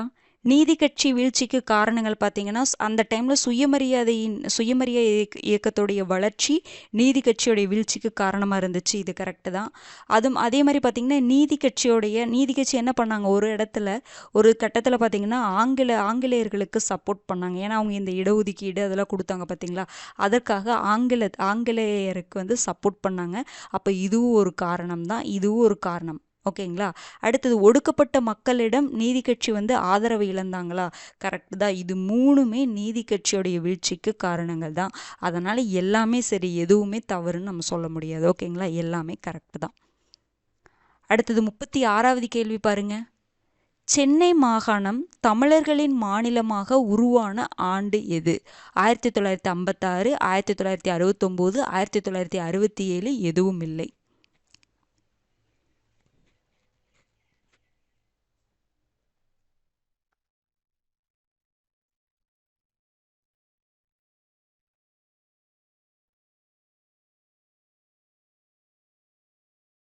எதுங்க வரும்? இது எல்லாமே ரொம்ப முக்கியமான வருடங்க. என்ன ஆன்சர் வரும் உங்களுக்கு? மாநில மறுசீரமைப்பு சட்டம் தான் இப்போங்க 1956 கொண்டு வந்து நம்மளுடைய சென்னை மாகாணம் ஃபுல்லாக தமிழர்கள் மாநிலமாக மாற்றினாங்க. புரிஞ்சுதுங்களா? அதாவது பேசக்கூடிய மொழியை வச்சு என்ன பண்ணாங்க? மாநிலங்களை பிரித்தாங்க. அதுதான் மாநில மறுசீரமைப்பு சட்டம். அதுதான் இன்டைரக்டாக கேட்பாங்க, பார்த்து வச்சுக்கோங்க. சென்னை மாகாணம் தமிழர்களின் மாநிலம் அப்படின்னு நீங்கள் தமிழ்நாடு எப்படி தனியாக உருவாச்சு? சென்னை அப்படின்னு சொல்லிட்டு தனியாக தமிழர்களுக்குன்னு உருவானது எப்போ அப்படின்னு பார்த்தீங்கன்னா 1956. இந்த 1969ங்கிறது என்னதுங்க? சென்னை அப்படிங்கிற பேரை தமிழ்நாடு அப்படின்னு மாற்றின வருடம் தான் 1969.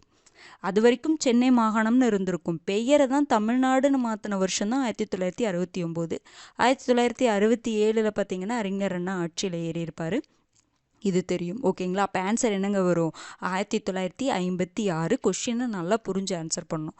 ஓகேங்களா? அடுத்தது பாருங்க. மக்களின் சுதந்திரத்தை பாதுகாப்பதற்கான 1679ஆம் ஆண்டின் ஹேபியஸ் கார்பஸ் சட்டமானது எந்த நாட்டின் ஆவணம்? இங்கிலாந்து, அமெரிக்கா, பிரான்ஸ், சோவியத் ஒன்றியம். இந்த 1779ஆம் ஆண்டின் ஹேபியஸ் கார்பஸ் சட்டம் அப்படிங்கிறது எந்த நாட்டுடைய ஆவணம்? எழுதப்பட்ட மனித உரிமை ஆவணம் சொல்லுவோம். ஒரு சிலதெல்லாம் கொடுத்துருப்பாங்க நம்ம புக்கில். எதுன்னு பாருங்கள். எந்த நாடுங்க வரும்? ஆன்சர் ஏதோ வரும். இங்கிலாந்துடைய எழுதப்பட்ட ஆவணம் தான் மனிதர்களுக்கு, அதாவது மனித உரிமையை கொடுக்கக்கூடிய ஆவணங்கள் தான்.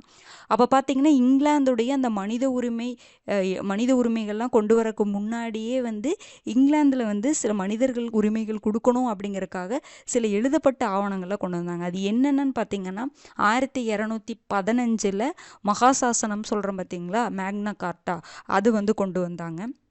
ஓகேங்களா. இது இந்த ஆவணங்கள் எல்லாமே வந்து மனித உரிமைகளுக்கானது. புரிஞ்சுதுங்களா? அடுத்தது பார்த்தீங்கன்னா உரிமை மனுன்னு சொல்லிட்டு த பெட்டிஷன் ஆஃப் ரைட் அப்படின்னு சொல்லிட்டு 1628 கொண்டு வராங்க. அதுவும் இங்கிலாந்து தான். அடுத்தது பார்த்தீங்கன்னா ஹேபியஸ் கார்பஸ் சட்டம் பார்த்தோம், 1679 கொண்டு வராங்க. அடுத்தது ஆங்கில உரிமைகள் மசோதான்னு சொல்லிட்டு 1689.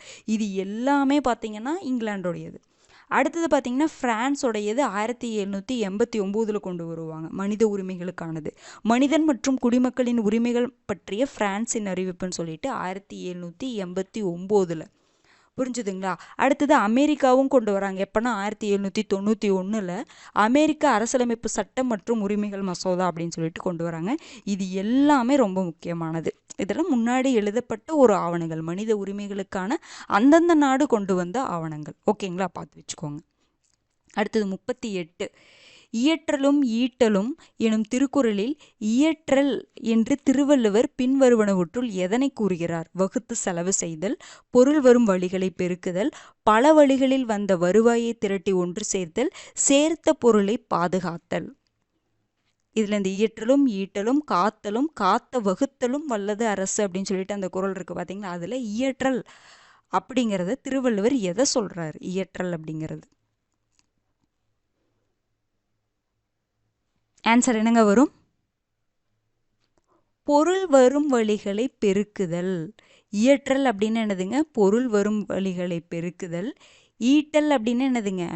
என்ன சொல்லுவார் அப்படின்னா பல வழிகளில் வந்த வருவாயை திரட்டி ஒன்று சேர்த்தல். இயற்றலும் ஈட்டலும். அடுத்தது என்னதுங்க? காத்தல். காத்தல் அப்படின்னு என்ன சொல்ல வராரு? சேர்த்த பொருளை பாதுகாத்தல்.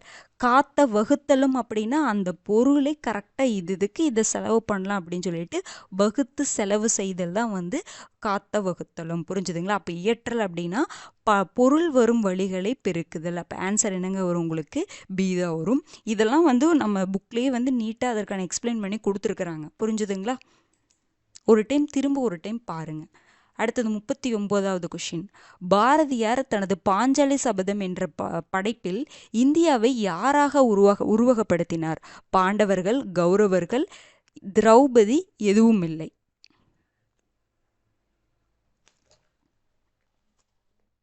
பாஞ்சாலி சபதத்துல பாரதியார் வந்து இந்தியாவை யாரா வந்து உருவகப்படுத்தியிருப்பார்?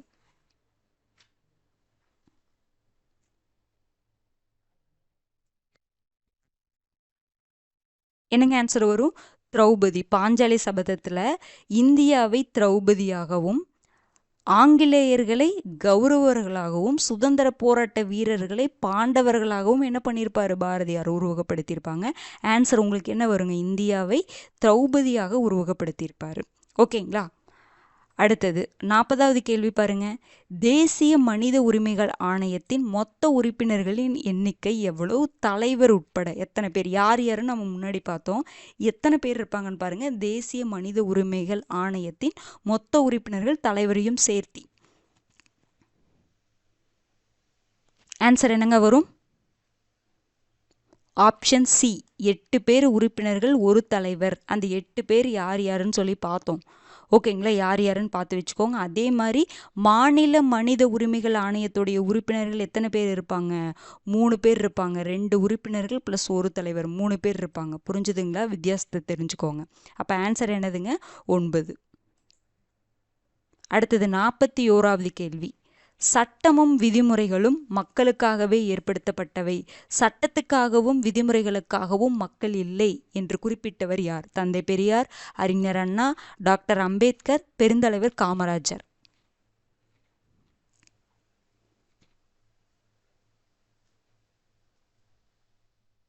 தமிழகத்தின் அரசியல் சிந்தனையும் அரசியல் வளர்ச்சியும் ரொம்ப ஈஸியான லெசனுங்க. சிம்பிளான கொஷின்ஸ் தான் நிறையவே இருக்கும். ஓகேங்களா? ஆன்சர் என்னங்க வரும்? காமராஜர். சட்டமும் விதிமுறைகளும் மக்களுக்காக தான் அதையெல்லாம் நம்ம கொண்டு வந்திருக்கோம், சட்டத்துக்காகவும் விதிமுறைகளுக்காகவும் மக்கள் இல்லை அப்படின்னு சொன்னது யாருங்க? காமராசர் சொல்லியிருப்பார். அடுத்தது, யாருடைய ஆட்சி காலத்தில் வட இந்தியாவில் இருந்து ஆரிய கலாச்சாரம் தமிழ்நாட்டில் ஊடுருவியது? சேரர், சோழர், பல்லவர், பாண்டியர்.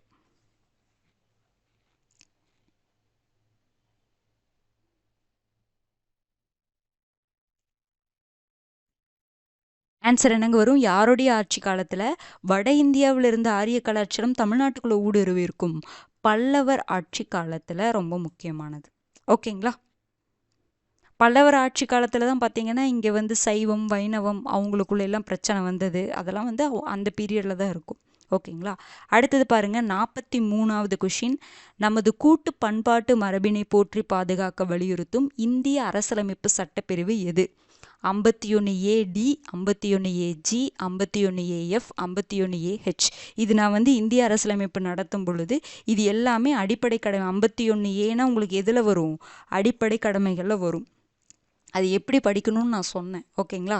அப்போ இந்த கூட்டு பண்பாட்டு மரபினை போற்றி பாதுகாக்க வலியுறுத்தும் இந்திய அரசியலமைப்பு சட்டப்பிரிவு எதுன்னு பாருங்க.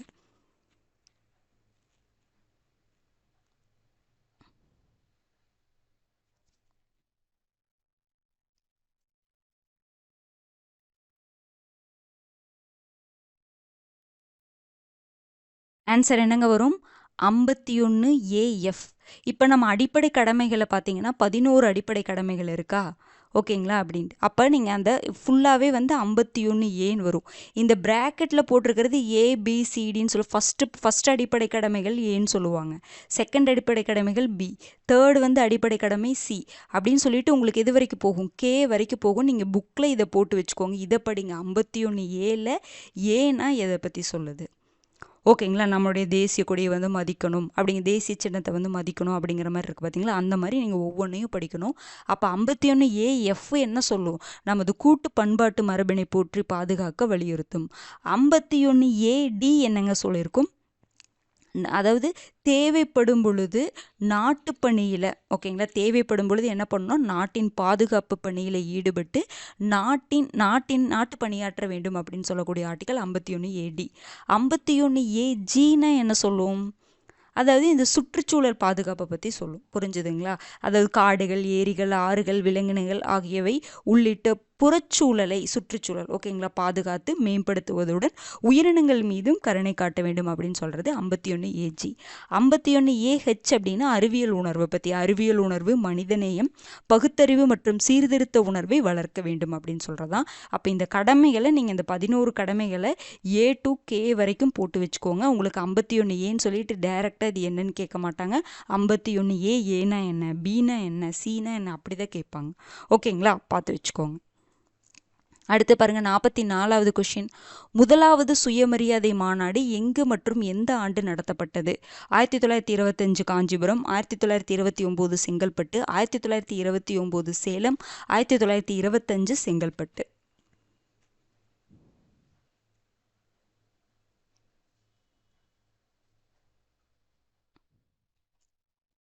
ஆன்சர் என்னங்க வரும்? 1929 செங்கல்பட்டில் வந்து உங்களுக்கு என்ன நடந்திருக்கும்? முதலாவது சுயமரியாதை மாநாடு. 1925 சுயமரியாதை இயக்கம் ஸ்டார்ட் பண்ணியிருப்பாங்க. ஆனால் முதல் மாநாடு 1929 செங்கல்பட்டில் நடந்திருக்கும். ஓகேங்களா? சேலத்தில் மாநாடு பார்த்திங்கன்னா 1944 நடந்திருக்கும். அந்த மாநாட்டில் தான் நீதி கட்சி வந்து உங்களுக்கு என்னதுங்க, திராவிடர் கழகம் அப்படின்னு சொல்லிட்டு வந்து பெயர் மாற்றியிருப்பாங்க அறிஞர் அண்ணா. ஓகேங்களா? இந்த வருடங்களில் கன்ஃபியூஸ் ஆகிடக்கூடாது, அதுக்காக தான் திரும்ப திரும்ப கேட்குறது. ஓகேங்களா? அடுத்தது பாருங்க, பாண்டியர் கல்வெட்டில் குறிப்பிடப்பட்டுள்ள கணத்திகன் அப்படின்னா என்ன? சபை தலைவர், எழுத்தர், ஒற்றர், சோதிடர். பாண்டியர் கல்வெட்டில் இந்த கணத்திகன் அப்படின்னு சொல்லி ஒன்று குறிப்பிட்டிருப்பாங்க. அந்த வேர்டுக்கு மீனிங் என்ன? சபை தலைவர், எழுத்தர், ஒற்றர், சோதிடர்.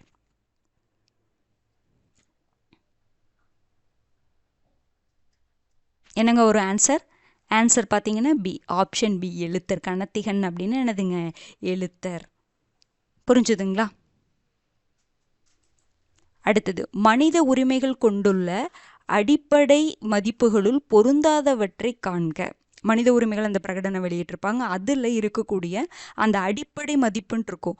அதில் பொருந்தாதது எதுன்னு பாருங்க. கண்ணியம், நீதி, சமத்துவம் எதுவும் இல்லை. அந்த டாபிக் போட்டு கொடுத்துருப்பாங்க. ரொம்ப முக்கியமானது. மனித உரிமைகள் கொண்டுள்ள அடிப்படை மதிப்புகள் எது எதுன்னு போட்டு கொடுத்துருப்பாங்க. கண்ணியம், நீதி, சமத்துவம் எதுவும் இல்லை. ஆன்சர் என்ன வரும்னு பாருங்க. ஆன்சர் என்னங்க வரும்? மனித உரிமை கொண்டுள்ள அடிப்படை மதிப்புகளில் கண்ணியம் இருக்கும், செகண்ட் நீதி இருக்கும், தேர்டு சமத்துவம் இருக்கும். இது எல்லாமே இருக்கணும். ஓகேங்களா? ஆன்சர் என்ன தான்? எதுவுமே பொருந்தாதது கிடையாது. அப்போ ஆப்ஷன் எதுவும் இல்லை. இந்த மாதிரி பேசிக்கான கொஷின் தாங்க கேட்பாங்க. நம்ம இதையெல்லாம் தான் நம்ம பார்க்காம போவோம். கஷ்டமானது கஷ்டப்பட்டு படிச்சுட்டு போயிடுவோம். ஈஸியாக இருக்கும். இதை நம்ம பார்க்காம போயிடுவோம். இது கன்ஃபியூஸ் ஆகிற மாதிரி இருக்கும். பார்த்துக்கோங்க. அடுத்தது 47. நீதி கட்சியின் தலைவராக பெரியார் தேர்வு செய்யப்பட்ட ஆண்டு.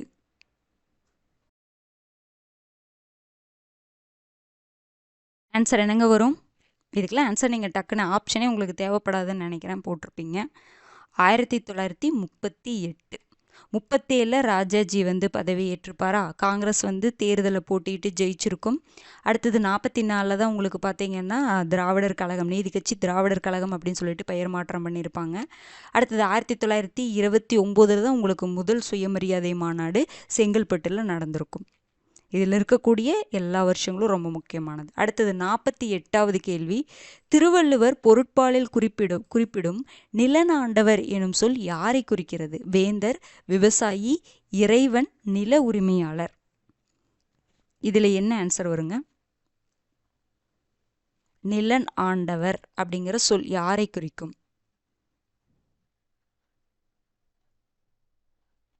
அரசனை குறிக்கும். ஆன்சர் என்னதுங்க? அரசனை தான் குறிக்கும். நிலனாண்டவர், அரசனை தான் நிலனாண்டவர், வேந்தர், அந்த மாதிரி நிறைய வேர்டில் சொல்லியிருப்பாரு.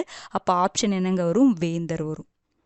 நீங்கள் இறைவனை கன்ஃபியூஸ் பண்ணி, ஏன்னா நிலன் ஆண்டவர்னு வரங்காட்டி நமக்கு சில இடத்துல நம்ம இறைவன் நம்ம போடுறதுக்கு வாய்ப்பு இருக்குது. ஆனால் என்னங்க வரும்? வேந்தர். நிலன் ஆண்டவர்னு யாரை சொல்கிறாரு? நிலையத்தை ஆட்சி செய்யக்கூடியவர், அதுதான் வேந்தர். ஓகேங்களா? அரசனை தான் அவர் குறிப்பிட்டிருப்பார். அப்போ ஆப்ஷன் பார்த்தீங்கன்னா ஏ. அடுத்தது 49வது கேள்வி பாருங்க. மாநில மனித உரிமைகள் ஆணையம் தாமாக முன்வந்து விசாரணை நடத்தலாம். கூற்று 2. மாநில மனித உரிமைகள் ஆணையத்திற்கு உரிமையியல் நீதிமன்றத்திற்கு இணையான அதிகாரம் உண்டு. எனவே மனித உரிமை மீறல் வழக்குகளில் குற்றவாளியை அது தண்டிக்கலாம். இதுல எது சரின்ட்டு பாருங்க.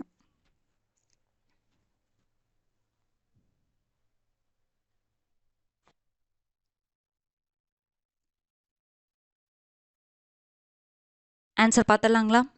மாநில மனித உரிமைகள் ஆணையம் தாமாக முன்வந்து விசாரணை நடத்தலாமா? கரெக்டு தான். அதே மாதிரி மாநில மனித உரிமைகள் ஆணையத்திற்கு உரிமையியல் நீதிமன்றத்திற்கு இணையான அதிகாரம் இருக்கா? சிவில் கோர்ட்டுக்கு என்ன அதிகாரம் இருக்கோ அதற்கு இணையான அதிகாரம் மாநில மனித உரிமைகள் ஆணையத்திற்கு இருக்குது. எனவே மனித உரிமை மீறல் வழக்குகளில் குற்றவாளியை தண்டிக்கலாமா? இந்த மனித உரிமைகள் ஆணையத்தை பொறுத்த வரைக்கும் என்னன்னா, குற்றவாளிகளை என்ன பண்ணலாம் அப்படின்னா, அவங்க விசாரித்து தீர்ப்பு கொடுக்கலாமே ஒழிஞ்சு தண்டிக்கிறது அப்படிங்கிறத அவங்க பண்ண மாட்டாங்க. புரிஞ்சுதுங்களா? அதை மட்டும் பார்த்துக்கோங்க. அப்போ இது தவறு. இது புக் பேக்கில் கூட ஒரு கொஷினாக கேட்டிருப்பாங்க. மனித உரிமை மீறல் வழக்குகளில் இவங்க தீர்ப்பு கொடுக்கலாம், ஆனால் தண்டிக்க முடியாது. அப்போ பார்த்தீங்கன்னா, ஆனால் உரிமையல் சிவில் கோர்ட்டுக்கு என்ன ரைட்ஸ் இருக்கோ அதே ரைட்டேன்னு இருக்குது இந்த மாநில மனித உரிமைகள் ஆணையத்துக்கு இருக்குது. இது கரெக்டு தான். செகண்ட் ஸ்டேட்மெண்ட் தப்பு. புரிஞ்சுதுங்களா? அப்போ நமக்கு கூற்று 1 சரி. கூற்று 2ல் ஃபஸ்ட்டு ஸ்டேட்மெண்ட் இருக்குது பார்த்தீங்களா, இது கரெக்டு தான். ஆனால் இது தவறு. ஓகேங்களா? அப்போ நம்ம என்ன சொல்லலாம்னா கூற்று 1 மட்டும் சரி. 1 தான் சரி. ஓகேங்களா? அடுத்தது கடைசி கேள்வி, 50வது கேள்வி. பொதுமக்களுக்கு நலத்திட்டங்களை வழங்க அவர்களின் ஆதரவை பெறும் நோக்கத்துடன் செய்யப்படும் அரசியல் நடவடிக்கை எது? எதுங்க வரும்? பொதுமக்களுக்கு நலத்திட்டங்களை வழங்க அவர்களின் ஆதரவை பெறும் நோக்கத்துடன் செய்யப்படும் அரசியல் நடவடிக்கை. ஈஸியானது தான். நமக்கு டெஃபினிஷன் கொடுத்துருக்காங்க, இருந்தாலும் இது ஈஸியானது தான். என்ன ஆன்சருங்க வரும்? மக்கள் ஈர்ப்புவாதம், ஆப்ஷன் டி. முற்போக்குவாதம் அப்படின்னா தீவிரமாக வந்து தன்னுடைய கொள்கைகளை வந்து பிரச்சாரம் பண்ணுறது, அதை ஃபாலோ பண்ணுறது, அதுதான் முற்போக்குவாதம் சொல்லலாம். அது போக மூட நம்பிக்கைகளை இல்லாமல் முற்போக்குவாதின்னு நம்ம சொல்கிறோம் பார்த்தீங்களா, அதுதான். ஓகேங்களா? அடுத்தது பிராந்தியவாதம் அப்படின்னா ஒரு பகுதி, ஒரு மாநிலம், ஒரு பகுதியை வந்து அந்த பகுதி இருக்கக்கூடிய அந்த மக்களுக்காக பாடுபடுறது, அதில் பற்று அதிகமாக வைக்கிறது, அதுதான் பிராந்தியவாதம் அப்படின்னு சொல்லுவோம். மாநிலம் அப்படின்னு சொல்லலாம். அந்த மாநில மக்களுக்கு மட்டும் நல்லது செய்கிறது அப்படிங்கிற மாதிரி அவங்களுடைய முன்னேற்றத்தை பற்றும் நாம் பார்க்குறது, அதுதான் பிராந்தியவாதம். சமூக நீதி எல்லாத்துக்குமே தெரியும். சமூக நீதினா இங்கே இருக்கக்கூடிய எல்லாருக்கும் எல்லாத்துக்கும் எல்லாமே கிடைக்கணும், எல்லாத்தையும் வந்து சமமாக பார்க்கணும் அப்படிங்கிற மாதிரி இதெல்லாம் சொல்கிறது சமூக நீதி. மக்கள் ஈர்ப்புவாதம் அப்படின்னது என்னென்னா பொதுமக்களுக்கு நலத்திட்டங்களை வழங்குவதற்காக அவங்களோட ஆதரவை பெறும் நோக்கத்துடன் செய்யப்படும் ஒரு அரசியல் நடவடிக்கை தான் மக்கள் ஈர்ப்புவாதம்னு சொல்லுவோம். இந்த டெஃபினேஷனில் ஒவ்வொரு லெசனுக்கு பின்னாடி கொடுத்துருக்காங்க. நான் முன்னாடியே சொன்னேன், பார்க்கல அப்படின்னா ஒரு டைம் பார்த்து வச்சுக்கோங்க. ஓகேங்களா? இந்த டெஃபினேஷன்லாம் கொஞ்சம் வந்து வித்தியாசமாக இருக்கிற மாதிரி இருக்கும் ஒன்று. ஓகேங்களா? அப்போ அதை பார்த்து வச்சிட்டிங்கன்னா உங்களுக்கு ஈஸியாக இருக்கும். அப்போ இன்றைக்கான டெஸ்ட் வந்து உங்களுக்கு கம்ப்ளீட் ஆயிடுச்சு. 50 கொஷின்ஸ்.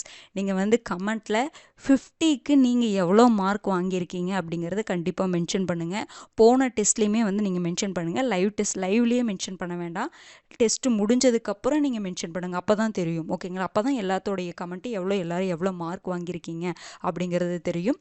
போன டெஸ்ட்டுக்கும் வந்து நீங்கள் போடாமல் இருந்தீங்க அப்படின்னா வந்து போட்டு வைங்க. ஒவ்வொரு டெஸ்ட்லேயும் நீங்கள் என்னென்ன மார்க் வாங்குறீங்கன்னு நீங்கள் தனியாக எழுதி வச்சுக்கோங்க. இது வந்து என்னென்னா உங்களுக்கு அடுத்த டெஸ்ட் படிக்கிறதுக்கு உங்களுக்கு ஒரு உந்துதல் ஏற்படுத்தும். மற்றவங்களுக்கும் அதை பார்க்குறவங்களுக்கும் நம்மளும் வந்து படிக்கணும் அப்படிங்கிற ஒரு உந்துதல் ஏற்படுத்தும். ஓகேங்களா?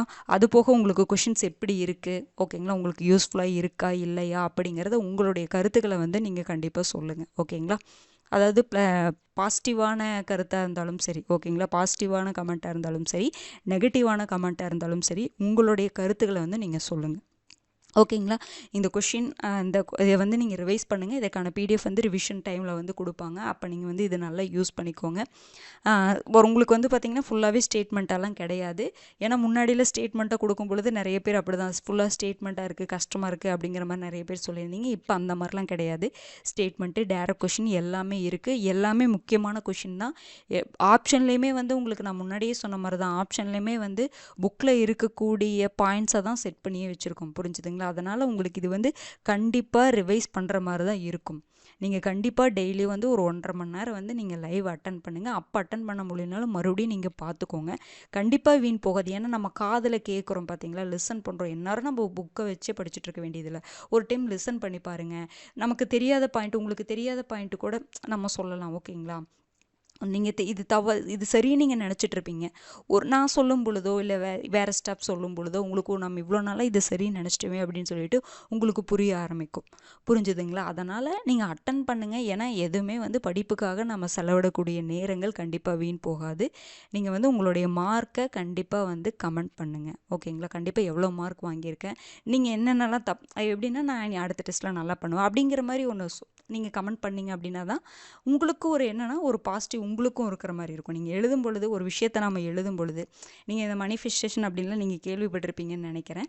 நம்ம இதை பண்ணுறோம் அப்படின்னு சொல்லிட்டு நம்ம எழுதணும்னாவே அதுவே பாதி வெற்றி தான். நம்ம சொல்கிறேன் நான் இதை பண்ணிடுவேன் அப்படின்னு சொல்கிறோம், அதுவே பாதி வெற்றி. அதுவே வந்து நம்மளை பாதி இலக்குக்கு வந்து நகர்த்திட்டு போயிடும். அதுக்காக தான் டெய்லி நம்ம படிக்கணும்ல. இந்த 50 நாள் நம்ம விடாமல் டெய்லி படிச்சுக்கிட்டே இருக்கணும். அதுக்கு மோட்டிவேஷன் வெளியிலிருந்தெல்லாம் நம்ம தேடவே முடியாதுங்க. நமக்குள்ளே தான் மோட்டிவேஷன் இருக்குது. நீங்கள் மறந்துடாதீங்க. நீங்கள் தான் உங்களை மோட்டிவேட் பண்ணிக்கணும். எப்படி மோட்டிவேட் பண்ணுறது? இப்படி நீங்கள் வந்து ஒரு பேப்பர் எடுத்து வச்சுக்கோங்க. ஒவ்வொரு லைவ் டெஸ்ட் டே 1, டே 2, டே 3ன்னு போட்டு நீங்கள் ஒரு டே 1ல் வந்து எவ்வளோ மார்க் வாங்கியிருக்கீங்க, டே 2ல் எவ்வளோ மார்க் வாங்கியிருக்கீங்க அப்படின்னு எழுதிட்டே வாங்க. எழுதி ஒட்டி வச்சுக்கோங்க. ஓகேங்களா? உங்களோட சுவர்லையோ இல்லை உங்கள் டேபிள்லையோ ஒட்டி வச்சுக்கோங்க. எவ்வளோ மார்க் வாங்குறீங்க, டெய்லி உங்களுடைய ப்ரோக்ரஸை வந்து செக் பண்ணுங்கள். இதுதான் உங்களுக்கு மோட்டிவேட் பண்ணும். புரிஞ்சுதுங்களா? இதில் கமெண்ட் பண்ணுங்கள், இதில் சொல்லுங்கள். அதுக்கப்புறம் உங்களோட இதுலேயே நீங்கள் எழுதி வச்சுக்கோங்க. பர்சனலாகவே எழுதி வச்சுக்கோங்க. என்ன தப்பு பண்ணீங்கன்னு யோசிங்க. சில பேசிக்கான கொஷினை தப்பு பண்ணியிருப்போம். பார்த்தா சில கொஷின் ஈஸியாக இருக்கிற மாதிரி இருக்கும், ஆனால் அதை நம்ம தப்பு பண்ணியிருப்போம். எந்த கொஷினையுமே அசால்ட்டாக எடுத்துக்காதீங்க. அது ரொம்ப முக்கியமானது. புரிஞ்சுதுங்களா? நீங்கள் எழுதி ஒட்டி வைங்க. எழுதி ஒட்டி வச்சு இந்த ப்ரோக்ரஸ் வந்து நீங்கள் எல்லா டெஸ்ட்டுமே ஜிகே, தமிழ் எல்லாமே நீங்கள் எழுதி ஒட்டி வைங்க. டே 1லேருந்து 10 வரைக்கும் டெஸ்ட் இருக்கா, எழுதி வைங்க. அதுக்கப்புறம் பார்த்தீங்கன்னா அந்த டே 11 நீங்கள் அந்த ஃபுல் டெஸ்ட் இருக்குது பார்த்தீங்களா, அதில் எவ்வளோ மார்க் வாங்குறீங்கன்னு பாருங்கள். நீங்கள் என்னென்ன தப்பு பண்ணியிருக்கீங்க அப்படிங்கிறத எழுதி வைங்க. இது நம்ம எழுதி வைக்க என்ன ஆகும் அப்படின்னா, நம்ம அதை சரி பண்ணுறதுக்கான சுச்சுவேஷன் நமக்கு அமையும். நீங்கள் அதை பண்ணிங்கன்னா தான் தெரியும். புரிஞ்சுதுங்களா? இது சொல்லும் பொழுது உங்களுக்கு சில பேர்த்துக்கு இது என்னடா வித்தியாசமாக இருக்குது அப்படிங்கிறதுல சில பேர் அது நீங்கள் வந்து ஃப்ரெஷராக இருக்கிறவங்களுக்கு இது வித்தியாசமாக இருக்கிற மாதிரி இருக்கும். ஆல்ரெடி படிச்சுட்டு இருந்தவங்களுக்கு நம்ம எழுதி வைக்கிறதுனால என்ன யூஸ் அப்படிங்கிறது கண்டிப்பாக தெரியும். ஓகேங்களா? நல்லா படிங்க. அடுத்தது டே 6 லைவ் டெஸ்ட்டில் வந்து நம்ம சந்திக்கலாம். அடுத்தது டே 5க்கு வந்து நீங்கள் வந்து நல்லா படிங்க. ஓகேங்களா? நல்லா படித்து டெஸ்ட் அட்டன் பண்ணுங்கள். எல்லா டெஸ்ட்டையுமே அட்டன் பண்ணுங்கள், லைவாக அட்டன் பண்ணுங்கள். உங்களுக்கு கண்டிப்பாக அது வந்து ஹெல்ப்ஃபுல்லாக இருக்கும். ஓகேங்களா? அடுத்த வீடியோவில் சந்திக்கலாம். நன்றி.